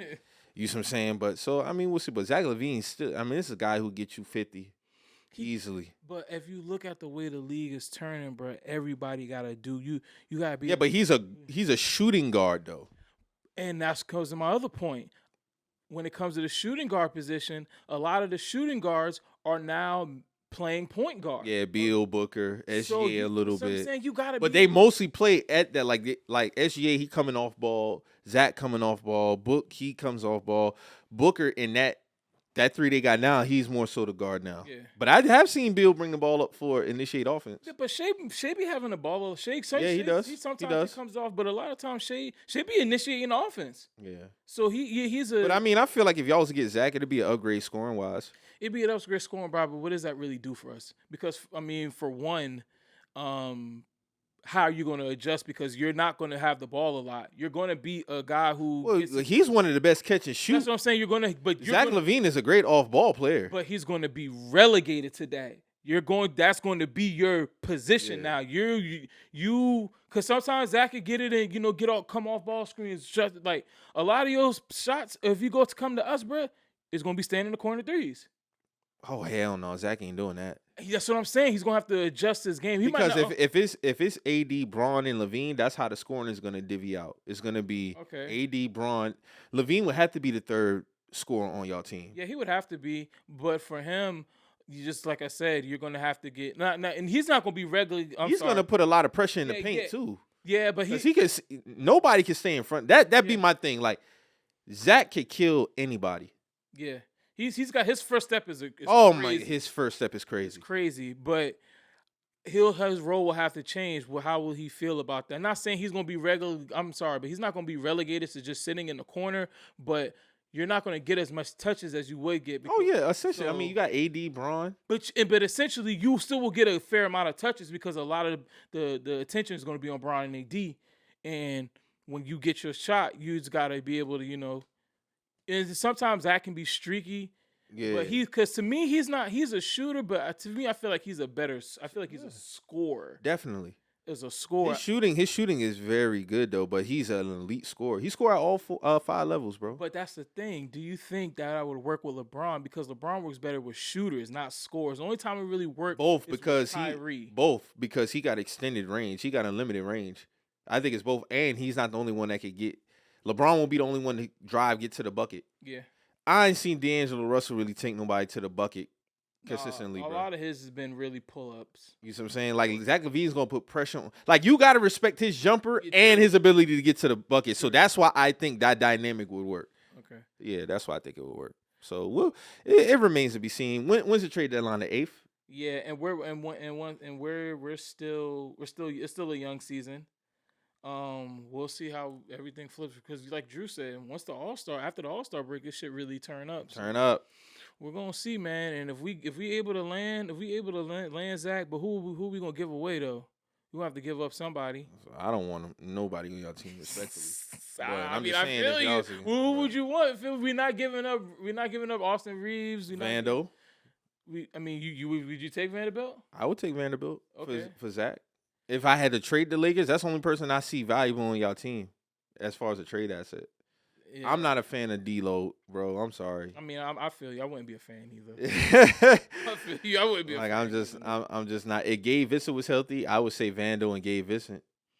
Yeah, I would say Vando is crazy because he is very. He's starting to assert himself more offensively, and he could be a very good piece on a championship. Y'all just got to remain consistent, bro. That's where I'm at with y'all. But how do we remain consistent in the West, man? Everybody is dog. Niggas are getting good. Hey, bro. listen to me closely. Clippers in 3. If they healthy, yeah. And that's always gonna be the asterisk right there. Healthy, yeah. But them niggas look amazing. But man, there's 22-4 since December 1st. So, but what you feel about? But you still got Minnesota and you still got OKC. I think the experience they can beat Minnesota. Denver's gonna be there, of course. Yeah. Phoenix is gonna be there, of course. Yeah. At the end of the day, people talk shit about OKC. Phoenix. I'm gonna give them benefit of the doubt. They'll probably be there, but I gotta see them out the first round first. Yeah, I was about to say because they have the makings of that. Yeah, definitely. But I could definitely see them matching up against an experienced team and losing 4-1. Yeah, I can see that easily. Definitely. So yeah, man, we'll see, man. Shit, man, what y'all think about Luka 73? Amazing. Man, people trying. Amazing. The questions is being asked. Is 70 that good or is defense that bad? The defense shit is bullshit. Niggas, defense is being played in the NBA. But when you go look at that, Luka was hitting a lot of contested shots, bro. Yeah. Niggas talking about drives to the layups. I mean, driving layups, bro. Like, we seen historic games. Everybody didn't have to scrape and call for their 60. Nah. Niggas was just getting off. Yeah, niggas getting Kobe had games with his 60. He was just getting off. Yeah, some of them shit was contested. Jordan, same way. Sometimes it's just somebody's night. I will never discredit anybody, and he's only one. So I will never discredit Luka's 73 on 75% shooting, 8 of 13 from 3. That's crazy. You don't typically 75% shooting. I don't even think Kobe shot that when he got his 81. No, it was like, and his 62 was 58. Mike's highest is 69. I don't think Mike shot. I had to go look it up. I don't think he shot no 60% from the field that night. It might have been 50 something. You scored 73 points on 75% shooting. That just I'm means going you to wasn't salute mi- that. You just wasn't missing. You just with everything. 8 you of put- 13 from Yeah. 3, bro. No. 16 free throws, no, bro. Yeah, No. he only had 16 free throws. Yes. Oh yeah, that was all. That's one of the greatest that was all performances work. of all time. Like people complaining, talking about, well, the league, Eland, and everybody, bro. We're talking about. Excuse me. We're talking about future Hall of Famers dropping 70 and 60 points. Devin Booker just had another 60 point in a loss, yeah. And then he just had another 62-point game, a week ago? Joel had 70. Now you got Luka has these. We're talking about future Hall of Famers doing this. These are not Tony Delks doing this. This is not no no disrespected dog. Like this ain't no Rajah Bell. Yeah, You see what I'm saying? Like we're talking about future Hall of Famers dropping 70 points, bro. true. So salute to Luka for his 73, bro. I'm gonna salute that. I'm not hating on that at all. I don't give a fuck when niggas talking about some defense, bro. No, defense is being played. Sometimes niggas just had their nights they getting off. Period. 75% shooting, bro. 75%. That's just bro night. It's just his night. Cause 75%. It was And almost a triple double. Yeah. It has been lackluster defense though. I feel like that has been a continuous theme because we all see defense turns up more so in the playoffs. I feel like we watched enough basketball over the last few years to know that. And also, like, bruh, they've also helped. They changed some of the rules for the offensive players who try to get them bait fouls. Mm-hmm. They changed that 2022 season. They're not calling a lot of that shit that the offensive players. We seen Trae Young try to do it. Yeah. James in some way. Steph. I've even seen Steph try to get some of them calls. They're not calling that shit. No. So defense is still being played. Is it not being played to the level like we see in the playoffs? Fuck no. But yeah, because we already know once the playoffs come, Yeah, the it game turns slow. up, The game's yeah. going to slow down. The possession, and that's why I feel like that shouldn't be a conversation no more. If you see somebody drop 70 points, get a man his fucking credit. Yeah. You went crazy now. I mean, the 75% shooting. I mean, bruh, 25 of 33 from the field, 8 of 13 from 3. 25 for that. Mean, dog, 25 of 33. Then they only missed 9 with like 9 shots. 8. 8 shots. Nigga only missed 8 shots the whole game. This is a 40 nigga will NBA games be 45 minutes, some shit like that. 75% is crazy, dog. That's ridiculous. I ain't gonna lie. That's some. The most points scored since Kobe's 81. And to think that people talk about Luka's efficiency, shit, nigga. It's been much better. Yeah. He has gotten much better with his efficiency. But shit. Need his free throw shooting to get better, but overall, he has been getting better with his shot selection. Yeah. His shot selection has gotten better. So, yeah, man. Salute to Luka, man. Yeah. So, we got anything else, man, before we get up out of here? Shit, man. Nah, just helping everybody who's, putting them parlays and them bets in, man. Just hope y'all boy hit, man. That's all I want to say, man. I just want everybody to hit. Yeah, man. I hope y'all too have a good day, that sound man. crazy. Yeah. But I just want everybody to hit their parlays and get their money, man. Yeah. That's all I'm Yes, praying. sir. That's all I'm trying to see. Yeah, man. Shout out to everybody doing anything, man. Of course, shout out to all the, supporters, of course. Keeping in, locking in with us, man. Y'all stay safe out here. We already got 1 month out the way. Month 2 is on the way. That's going to blow by too, but take advantage of these months because time is not slowing down. It's only getting faster. Ooh. So, yeah, man. Like we say every week, man, if you hear anything on this show to get you in your feelings, you feeling some type of way, always remember, we're just some messengers. We out. For sure.